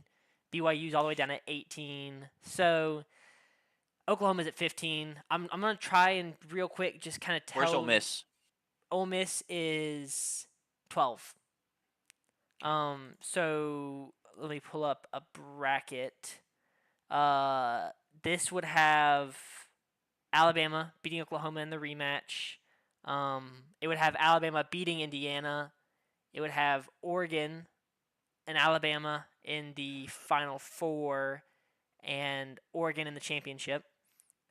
It would have A&M losing to Miami, and then Ole Miss losing to Georgia. So then you'd have Ohio State versus Georgia in the semifinals, Ohio State versus Alabama, and Ohio State is the national champion. So I don't feel too confident about this year predicting the winner of every game accurately. We'll tell. Yeah, time will tell. I will absolutely be taking victory laps if it works after, going ahead and undermining it by saying I don't expect it to work. If it works, I'll be very impressed and very, very happy. Yeah. But I don't expect You it definitely to. at least are in great shape for the first round to be correct by you. Because you basically get the 2 gimme games. Yeah. And then, like, Alabama beating Oklahoma and Miami beating A&M are, like, sure, they're both dogs, but they're under 4-point dogs, both of them. Yeah. It's like very much could happen, and you could be off to a great start at least. True. Okay. Shall we boogie? NFL games starting Green Bay, Yeah, Chicago. let's do it. Take it away. Yeah, we'll start Green Bay at Chicago. Green Bay travels to Chicago to once again fight for the divisional lead. Chicago currently has it, but if Green Bay wins, Green Bay takes it right back. Should be another highly contested game. We'll see how Green Bay fares without Micah Parsons. We'll see what Jordan Love can do in Chicago. But Chicago is favored by 1.5 in this edition of this matchup. Early in the season, they met, and Green Bay beat Chicago. So I'm interested to see what happens this time. Also to note, enjoy it while it lasts. Potentially Chicago, your team may be moving to North Indiana. So, maybe trot on out to This is true. Soldier Field and revolt, or what's the word I'm looking for? Repent is in my head. It's in no way. It's not repent, obviously. Protest? Protest. Yeah, go get out there and protest, because I don't think you want your team to leave Chicago. But what are y'all's thoughts on this game? Well, this game decides the division straight up. If it doesn't matter who wins this game in terms of the tiebreakers and whatnot. If Chicago wins, they can lose another game and Green Bay win out and still make the playoffs and win the NFC North, even with losing to Detroit in the final week of the year. If Green Bay were to win this game, they would win the division straight up. Now, they would also be. They would not be allowed. I'm sorry, not allowed to win out. So, not allowed to lose another game and still win the division. That being said, this decides the division essentially straight up. Who wins it in terms of the NFC North? Detroit has a really outside chance of doing it. Green Bay and Chicago are going to have to lose much of. I'm pretty sure Green Bay would have to lose out, and Chicago would have to lose. Or Chicago would have to lose there too, and Green Bay win only this game. Really confusing. I've been tracking it a ton. Your Chargers are still in line for the 1 seed, Sanders. Jacksonville's in line for the 1 seed. And the San Francisco 49ers, if Seattle wins tonight, are in line for the 1 seed in the NFC. So there's a lot to still be decided. I really want to see the dynamics of Green Bay, and that's what everyone wants to see. How do they respond to the loss of Micah Parsons? How do they respond defensively against Chicago?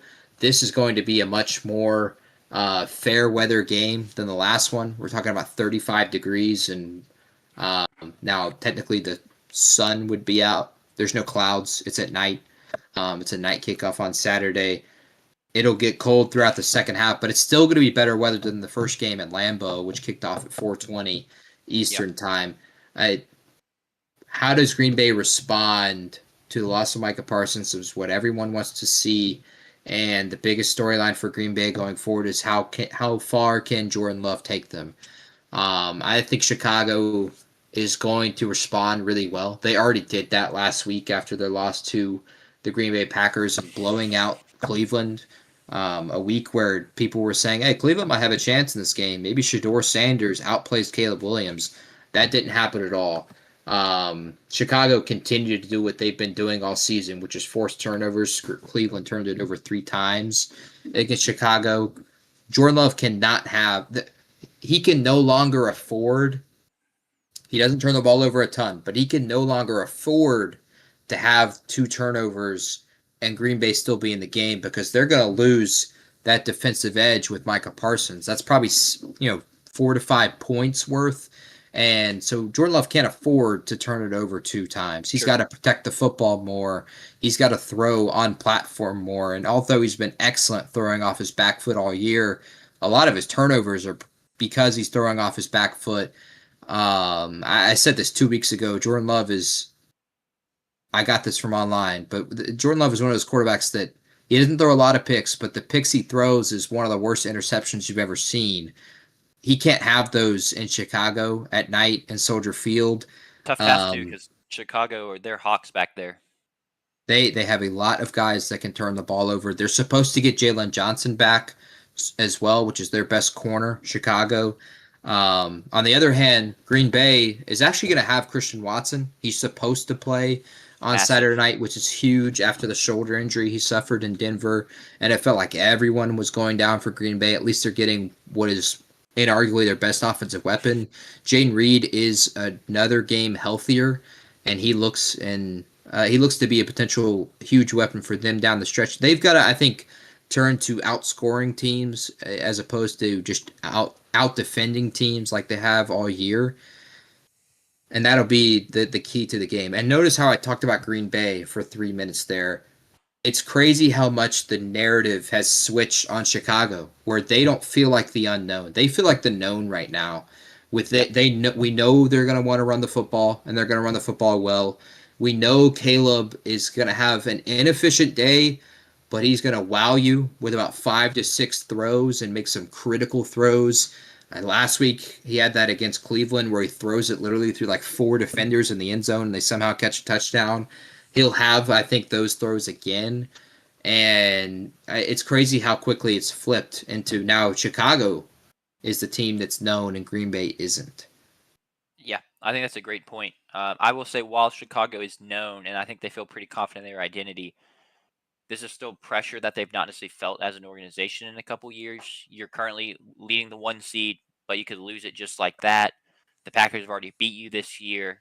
The Packers are kind of in wounded animal mode after a loss and losing Micah Parsons. So, kind of, how do you handle that pressure? Because you're playing well. So you should be able to go out there and handle business in a sense. You may not win, but go play your game. But say the first couple drives they don't run the ball well. I trust Ben Johnson, but can the rest of the gang kind of stay on the boat and not start pressing and then start making mistakes from there?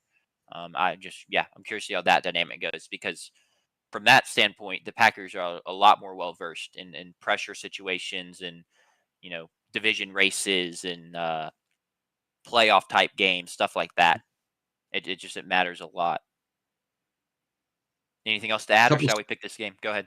yeah, a couple storylines to watch. Caleb Williams is now on pace for 3,825 passing yards.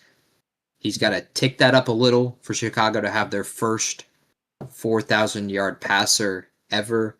And like I said, if Chicago were to win this game and then go win next week and in San Francisco and Baltimore wins in Lambeau, then Chicago would still not lock up the division. So like they have to win 3 games straight. They got to treat this like this is a huge, huge game. And of the games that are left, this one feels like the first step in terms of, okay, we can win the division.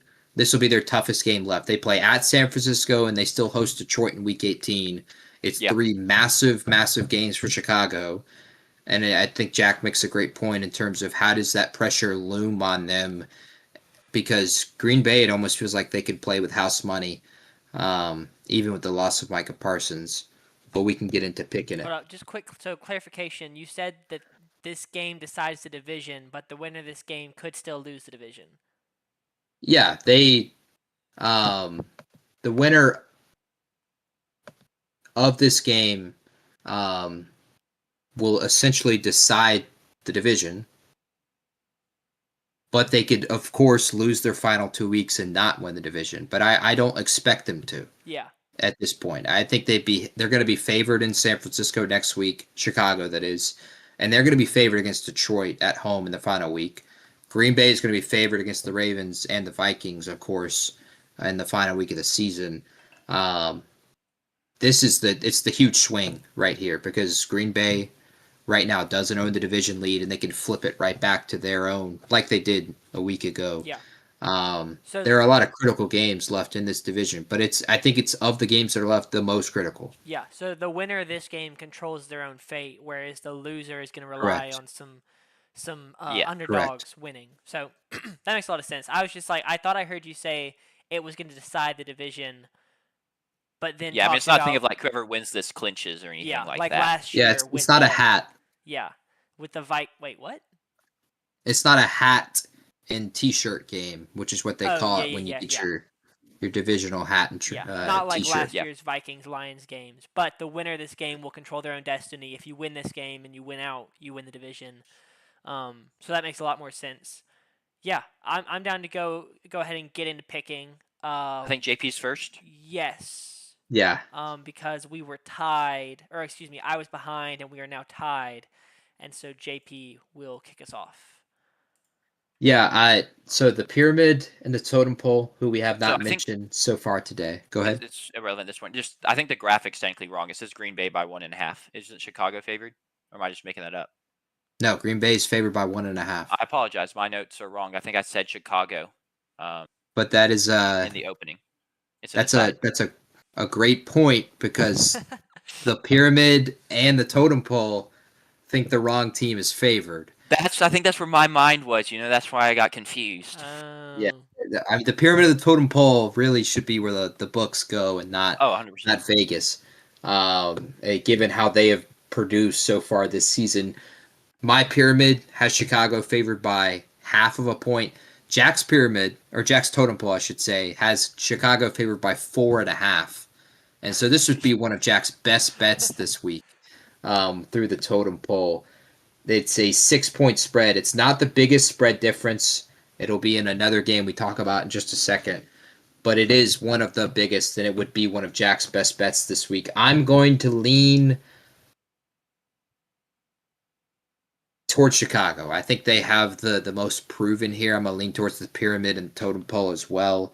Like I said, it's crazy for me that they have become what is more known. I know what I'm gonna get from them, and I don't necessarily know what I'm gonna get from the Packers this Saturday night. So I'm gonna take Chicago to win that game in Soldier Field. I think they're gonna have a ton to play for. I think it's going to be just as rowdy of a home environment like it was in Lambeau 2 weeks ago, and I think that will be the end up being the factor in this game that decides it. A Jordan Love interception in the second half. Give me Chicago. What do we got, Sanders? I'm also gonna go Chicago. I was I mean, we not. know you're a Green Bay hater, so Yeah, well, that's this exactly isn't what I was about to surprising. say. Is I was low on Green Bay coming into the season, low on Jordan Love. Didn't like the Matthew Golden draft pick. I still don't think he's had 100 yards receiving unless he had it He had this one of week. his best games of the season Did he? in Okay, Denver, let which me it let was me three let me fact receptions for check that. 55 Oh, yards. 55 yards. Okay, never Three, mind. yeah, but that's one of his best games of the season. We got Well, baby steps here, baby yeah, that's steps. that's really good for him, but he is still short of that 100-yard game as a first round draft pick. Um, I'll be interested to see 341 yards. I may have to go back and look at other first round draft picks to see where he's going to finish relative to other guys that have had that kind of draft capital invested. Didn't like or was low on Jordan Love coming into the season. Um, didn't like the Matthew Golden pick, and now they lose Micah Parsons.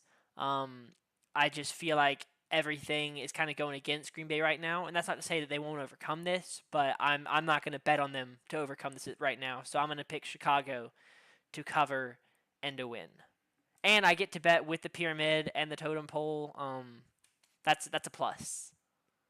Yeah, I was personally pretty undecided on this game. I was leaning Chicago, and then to hear what our power, our models had set up for us. There, I have no reason not to take Chicago here.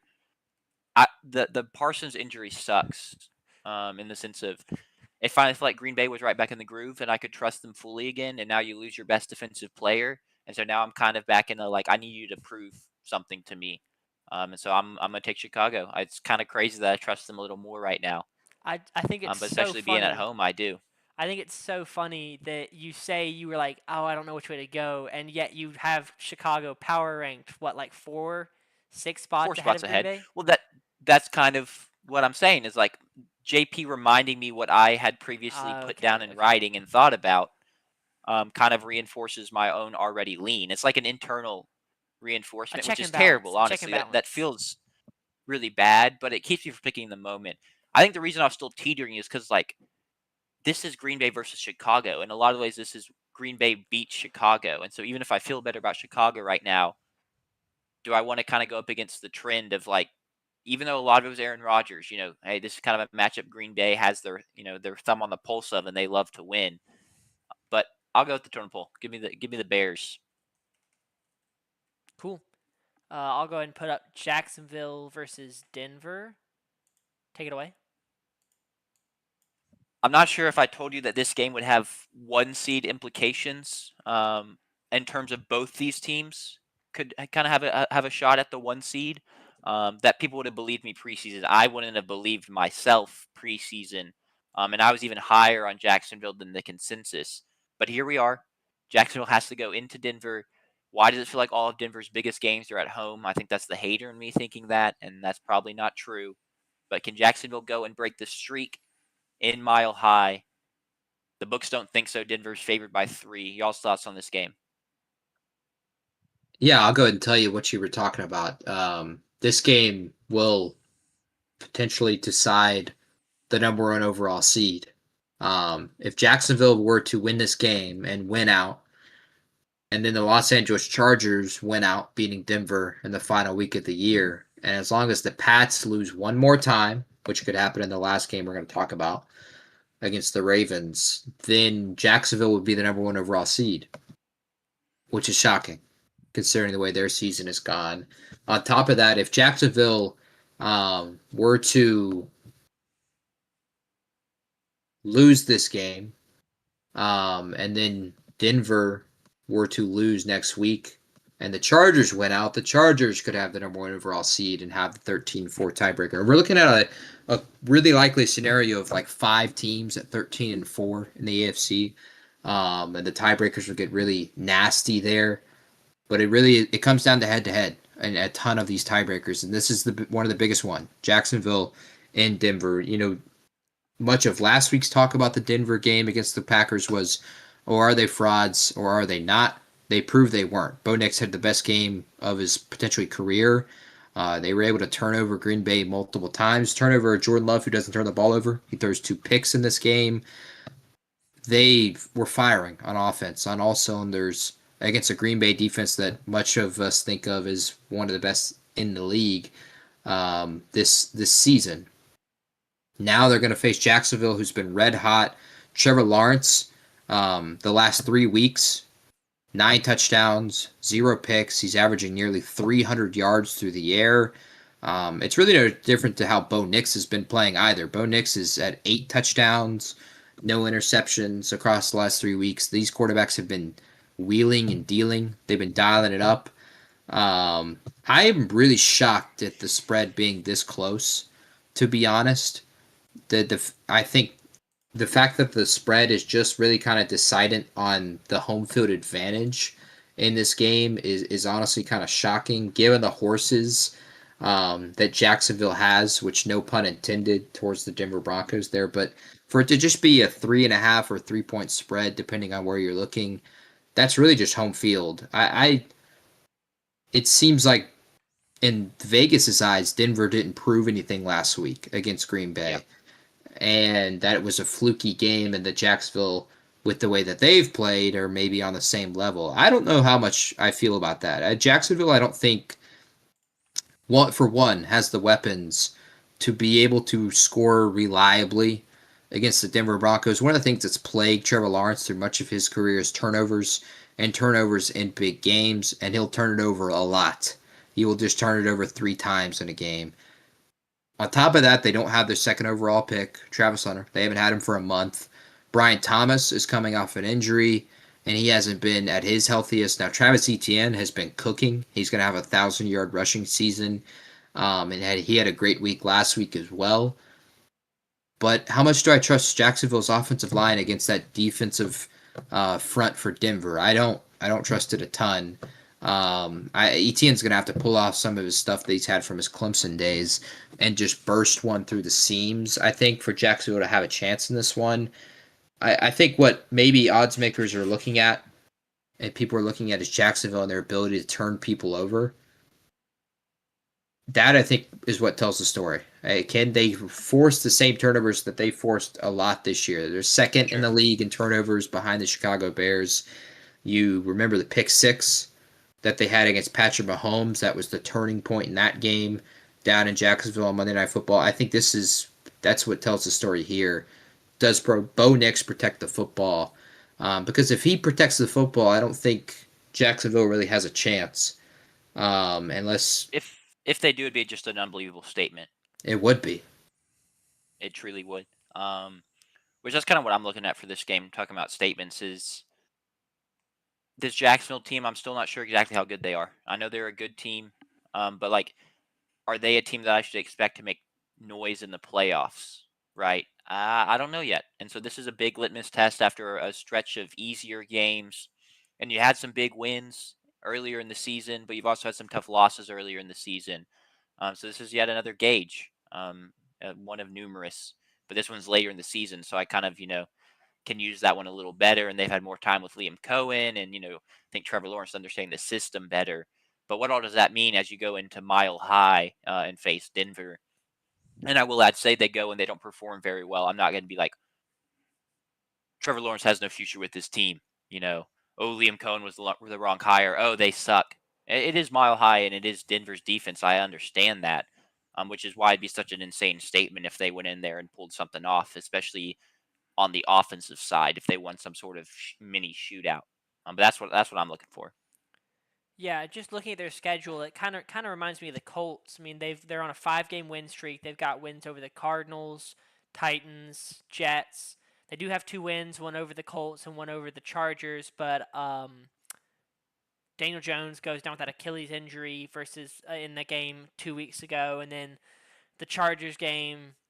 I mean, they won that game 35-6. But I'll always be the first to say that the Chargers' offensive line is awful, and maybe they're not a 10-4 team, or if they are, it's very impressive that Justin Herbert has been able to get to that level, given the help he's had from that offensive line. But just kind of looking at some of those wins, it's the win against Carolina. Like, they've got a lot of wins over teams lower in the NFL, lower on the totem pole or in the NFL standings, and then some losses to good teams, to Seattle, Los Angeles, lost at Houston, and Houston's a very good defense, and the offense is maybe kind of elevating itself now. So just that this is a great opportunity, kind of like the Colts did. When who did they beat? Did they beat the Chiefs? No, they lost. They lost to the Chiefs. But the Colts got a big win like 5 or 6 weeks in, I believe. That was kind of like, okay, like the Colts are like, they just threw a punch at one of the NFL powerhouse. Am I wrong? I mean, they beat Denver. Maybe you're thinking of that, but that was like week 3. Let me pull up the really Colts early schedule. on. They didn't really actually have the huge one. They lost close to the Rams and beat Denver. They had blown that Jonathan Taylor blew out the Falcons, although they won that game in overtime. They didn't really have the huge statement victory at any point in this season. They had Kansas City on the ropes and then blew it.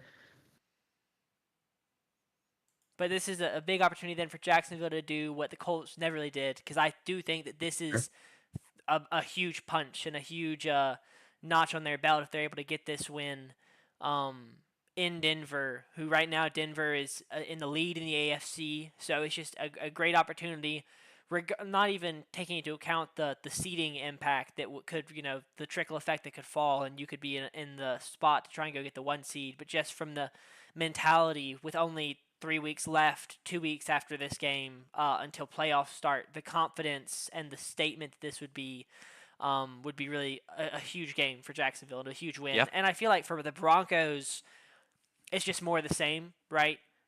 If you lose this game at home to Jacksonville, like you don't want to lose this game, right? The Broncos have been kind of trying to fight allegations of being fraudulent, or at least offensively, from Jack all season long, not liking the offense, calling them frauds, getting in that, like you just got to keep rolling, right? You got to get into the playoffs. You need to keep rolling momentum. You can't fall apart down the home stretch like we've seen teams do in the past, like the Jaguars did in 2017, falling just short in the AFC Championship. Like, you need to be playing your best football right now going into the playoffs. So that's kind of what we need from the Broncos. Is you got a huge win last week against Green Bay.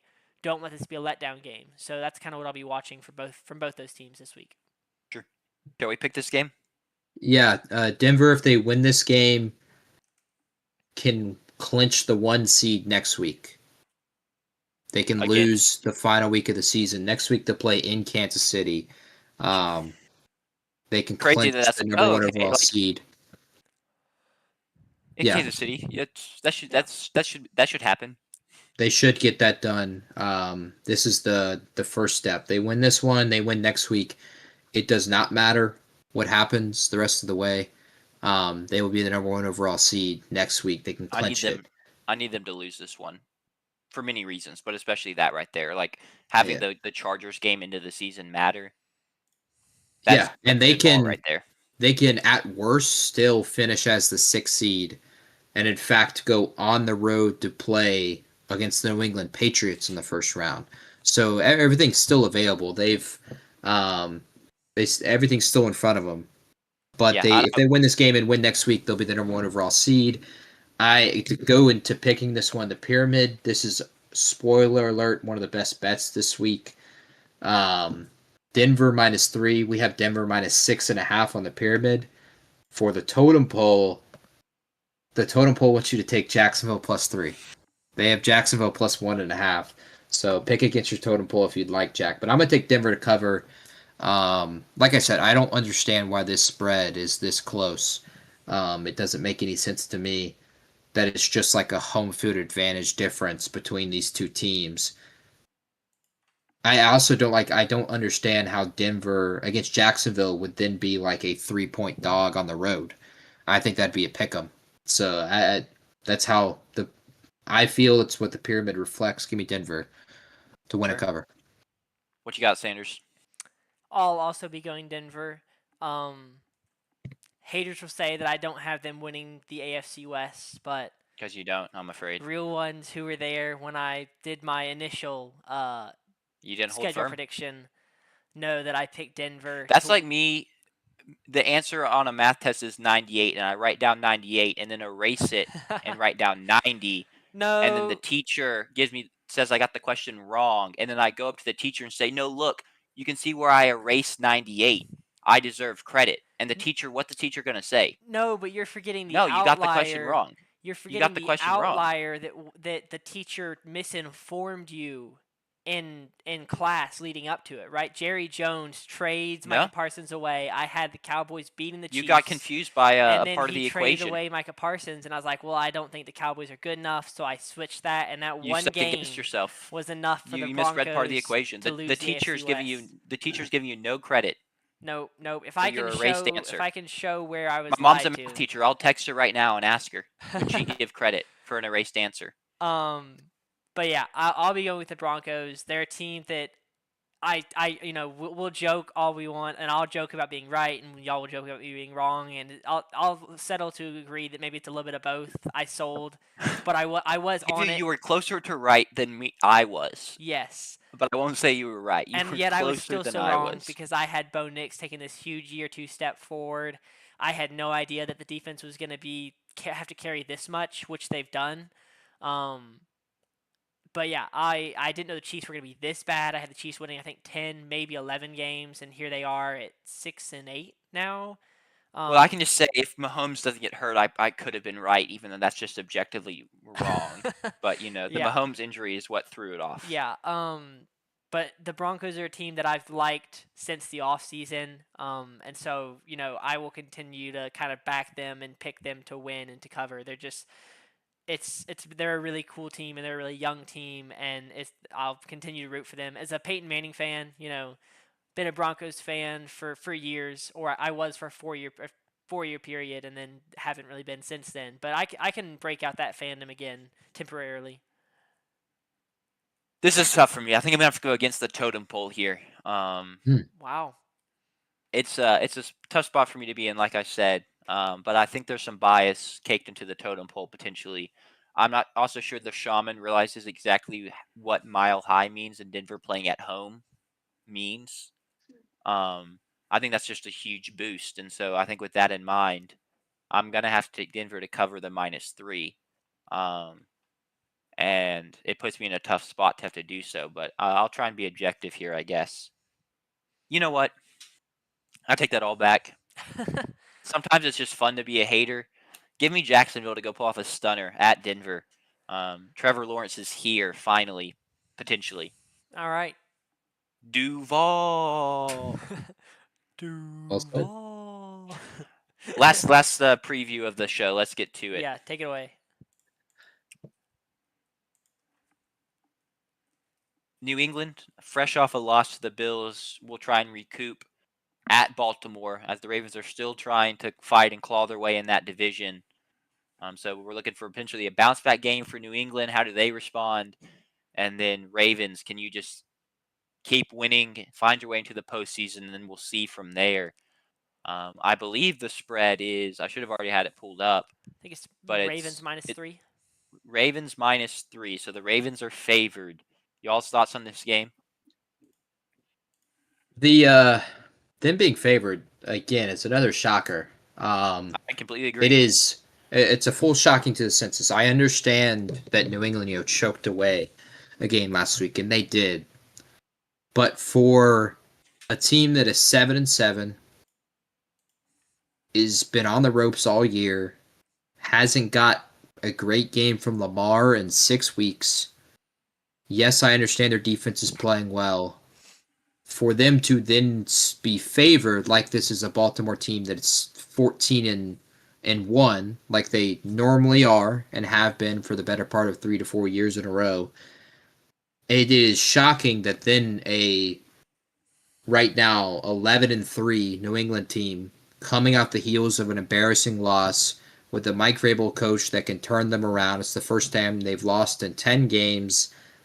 You think they would come with a lot of confidence and a lot of focus into this game, and yet somehow Baltimore's favored by 3 points. I don't understand it. Again, this is one of my best bets this week, and I'm sure I'll the go ahead and totem tell pole you agrees. the totem pole agrees. Yeah. Now Is I this the can't biggest say discrepancy?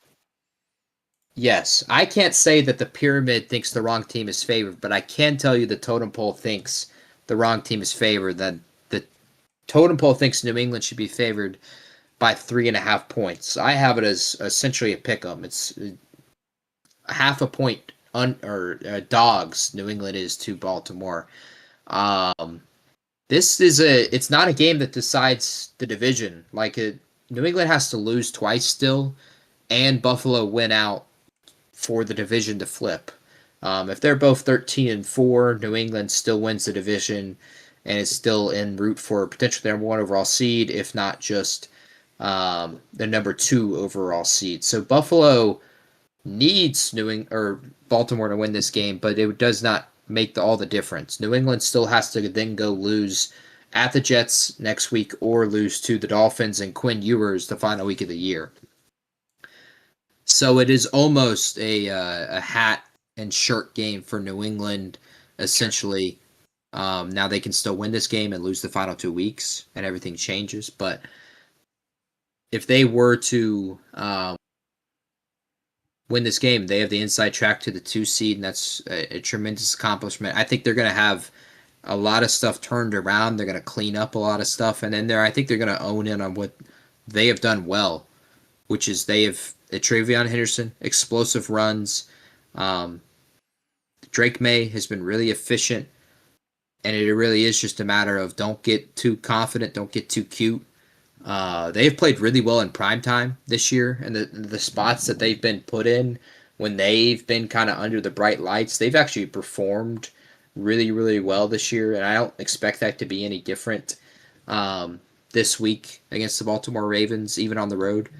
Baltimore is desperate. They've got everything to play for. Their season's kind of on the line these next 2 to 3 weeks. Honestly, all 3 weeks. But I wonder if we'll get to a point with Baltimore. Do they just run out of it emotionally, physically? Well, I think we saw that last week with Kansas City against the Chargers. Yeah. They just didn't have it emotionally and physically. Like even though that their offense had been dynamic for a lot of this season, to not be able to put it together against the Chargers and Justin Herbert was disgrace. But it was because they got worn out. They, like I said, could not sustain the kinds of performances that they had been getting because it's just too hard to do that week after week. And it may be the case for Baltimore. I think this is a game that New England scores 30 plus. I think that defense finally cracks. And I don't think with what we've seen the last 5-6 weeks with Lamar Jackson that they can score with them because we have not seen that. We have not seen that since the Dolphins game.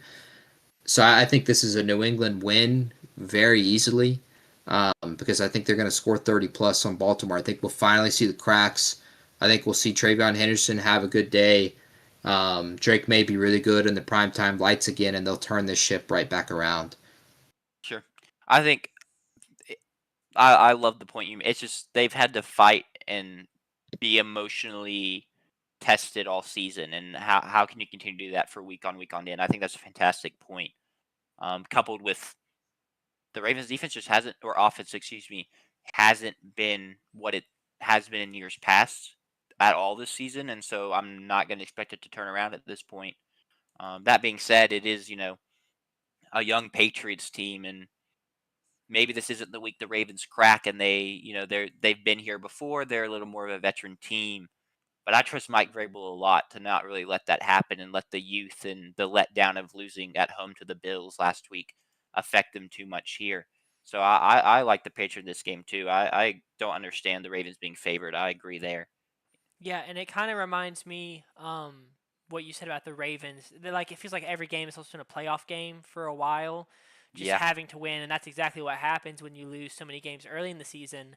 It kind of feels like we talked about Oklahoma in early November. They lose that Ole Miss game at home. Kind of felt like, I mean, it was. It didn't feel like it was kind of the last game they could lose, and then the Tennessee game. I remember making the title for that YouTube video or for either the preview or the review and being like, is this a playoff game for Oklahoma, or Oklahoma wins first playoff game of 2025, because for them yeah, it was a playoff game. I feel like Baltimore is in that same situation. It's in the situation Kansas City was in 2 weeks ago, and they lost, last week to the Chargers. Um, I just don't think it's sustainable. I would love to go back and look at teams that have been in a similar situation and how they've performed. Maybe the Bengals have been there before where they needed to win out and Absolutely. have done it, but it's just not something that teams are going to be able to do on a yearly basis, week in, week out. Go undefeated down the stretch and win these playoff games. But it definitely does kind of favor the Patriots. I feel like coming off an emotional loss last week. And I'm sure y'all. I was looking at something, so maybe y'all talked about this. But thinking about the hats that JP you talked about in the review, but you were up 21-0 against the Bills. You were about to win the division. Um, be it's in right there. like the driver's seat for the 1 seed in all likelihood. It was gonna be you and the Broncos, and then turn around and lose that game, and now all of a sudden you're back to being Lil Bro instead of Big Bro, and Tom Brady is no longer felt. His presence is not felt in the building. Um, but even with all that, the emotional roller coaster that was last week, that's kind of what the Ravens have been dealing with for weeks now. This kind of just mental drain and physical drain that comes with having to play in playoff games every week. So I think that the Patriots have uh, mentally a lot of the advantages, and then physically they're a fantastic football team, and they've been playing really well all season. And sure, you lost last week, but it was to the Bills, and maybe the Bills, this isn't the best roster they've had in the past 5 to 6 years, but it's Josh Allen at freaking quarterback, so like you can't even be that surprised. The Patriots are still a very, very good football team, even in spite of last week's loss. Yeah, I think it's very well said, Sanders. Like, this is a fantastic football team, and so sure they're young, and sure they're unproven, and sure they had a tough loss last season or last week. But they just play great ball, and even in the loss last week, they put a lot of great things out there to be proud of and be excited about. And so, why would I not pick the team that I think is really, really good to go win? I feel like we kind of already all picked this game, but shall we get into official picks? Yeah, let's do Yeah. it. Baltimore can lose this game and still win the division if Pittsburgh loses to Detroit on Sunday.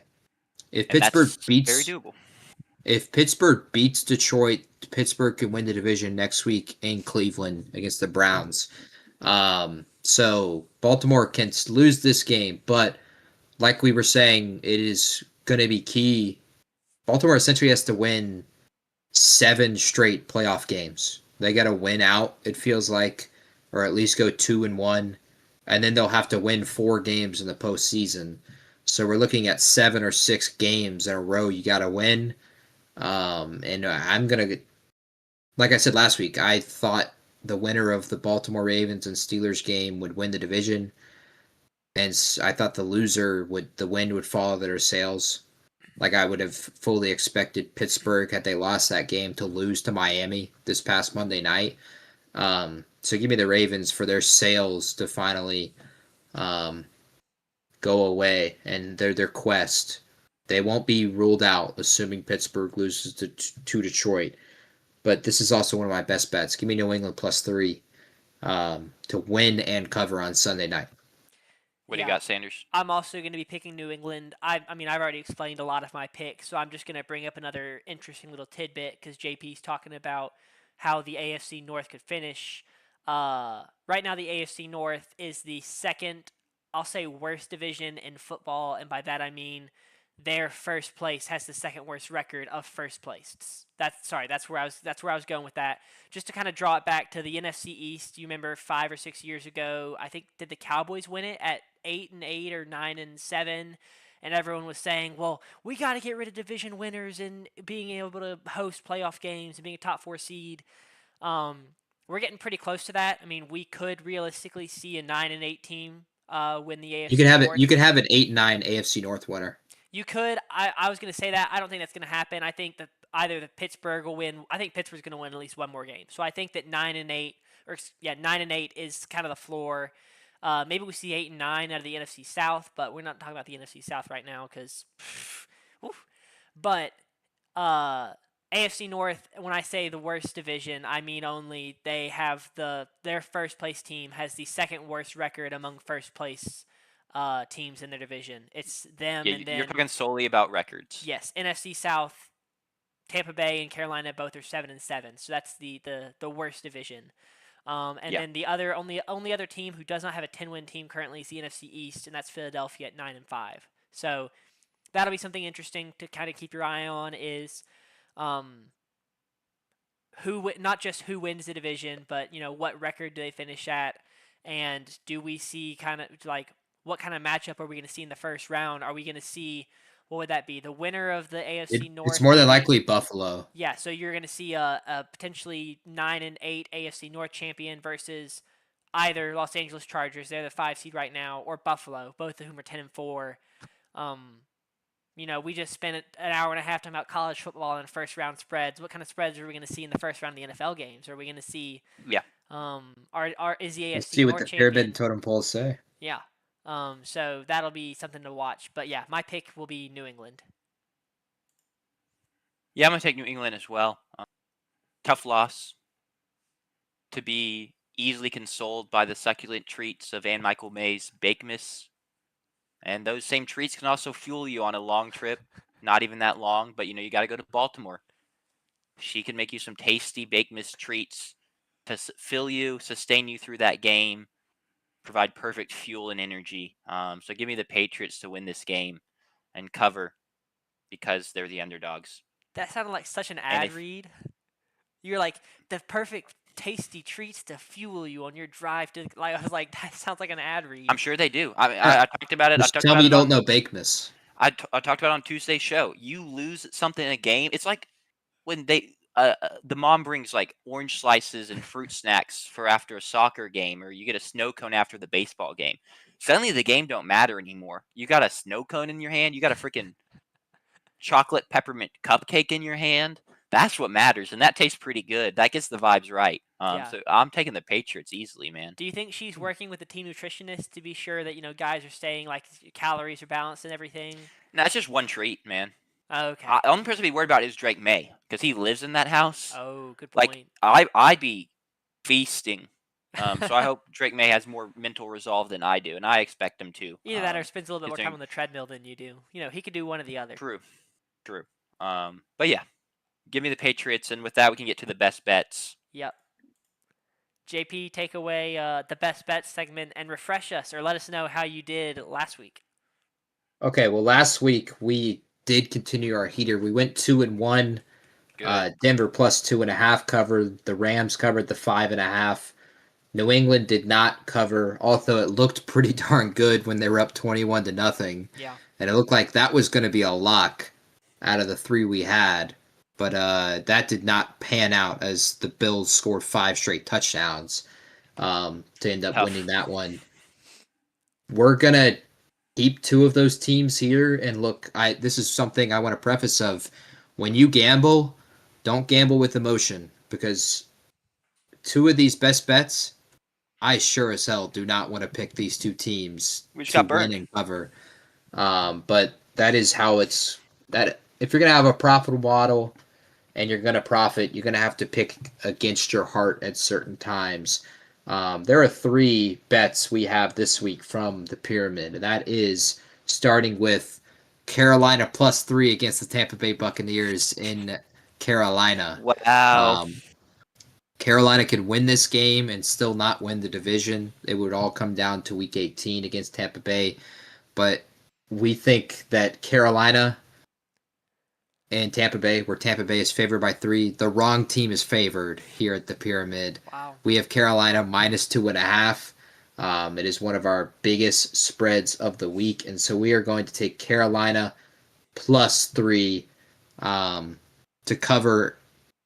They don't have to win for that to cover, but to cover that +3. The other 2 are 2 of the games that we previewed, and I already told you what they were. Denver -3. We think it should be way bigger than just a home field advantage spread. The pyramid and I is the we there.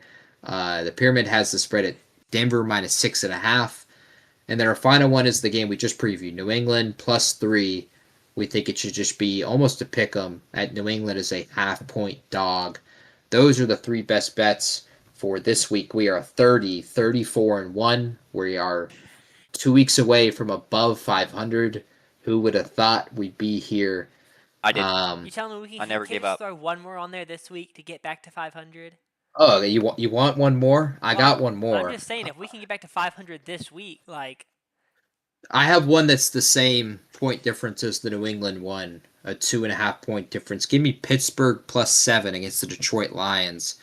We think it should be Pittsburgh +4.5. And I'll take Pittsburgh +7 as my 4th best bet. A chance to get to 500, 34, 34, and 1. Those are the 4 now best bets of the week. For the totem pole, last week totem pole was electric, 11-5. Big. They were 7-7 the week prior, which puts them at 18-12, which is just astounding. Tremendous numbers. If there were best bets for the totem pole this week, there would be 4 of them as well. New England +3. Totem pole thinks the wrong team is favored. Chicago +1.5. The totem pole thinks the wrong team is favored. Chicago should be favored there. And then the other 2 are Arizona +2.5, which, sticking with the theme, it's a totem pole thinks the wrong team is favored. It thinks Arizona should be favored this weekend. If I'm not mistaken, they're hosting the Atlanta Falcons. And then the final one is a treat of mine. New Orleans -4.5. He thinks the totem pole thinks the spread should be much larger than that against the New York Jets in New Orleans. Those are the technical best bets for the totem pole, which looks to have another above 500 week and continue its I hope so, man. electric run. did we have Are any you familiar double with Taco stamps of Mac? approval? Double stamps of approval this week are New England +3. Another double stamp of approval is Chicago +1.5. We both have Pittsburgh +7. And then the final one is we both have tonight Seattle +1.5. Cool. Those are the Yep. 4 double guarantees. Are you familiar with one Taco Mac? I am. We have a question in the chat about Taco Mac, and as someone that has no Taco Mac experience, I didn't know if you could help lead them in a good direction. That's where I'm going in after this pod. Gotcha. let's So you go, can let's help them go. live. You can help them live. Yeah. Cool. Yes. Well, Are they yeah, getting a Taco head Mac start? is Are they already there? yes, they are there right now. I'll be heading there after well, this. let's wrap it let's up. get you out of here then. I can get to I my appreciate Spurs that. game. You can get to Taco Mac. Sanders can start hanging out with his family. A&M just reached the finals, national championship in volleyball. Huge. So Heck shout yeah. out to us. But thanks everyone who tuned in and everyone who participated in the chat. It means a lot. We'll be back for y'all Sunday. Yeah. To Hopefully. recap. Yeah, we'll the figure. If not college Sunday, football we'll slate. find the time around Christmas Yeah. schedules. But soon, we'll Sunday, be back for you to review football. Yes, to review the college football playoffs and the NFL slate at some point as well. We'll see y'all then. Peace. See ya. Later.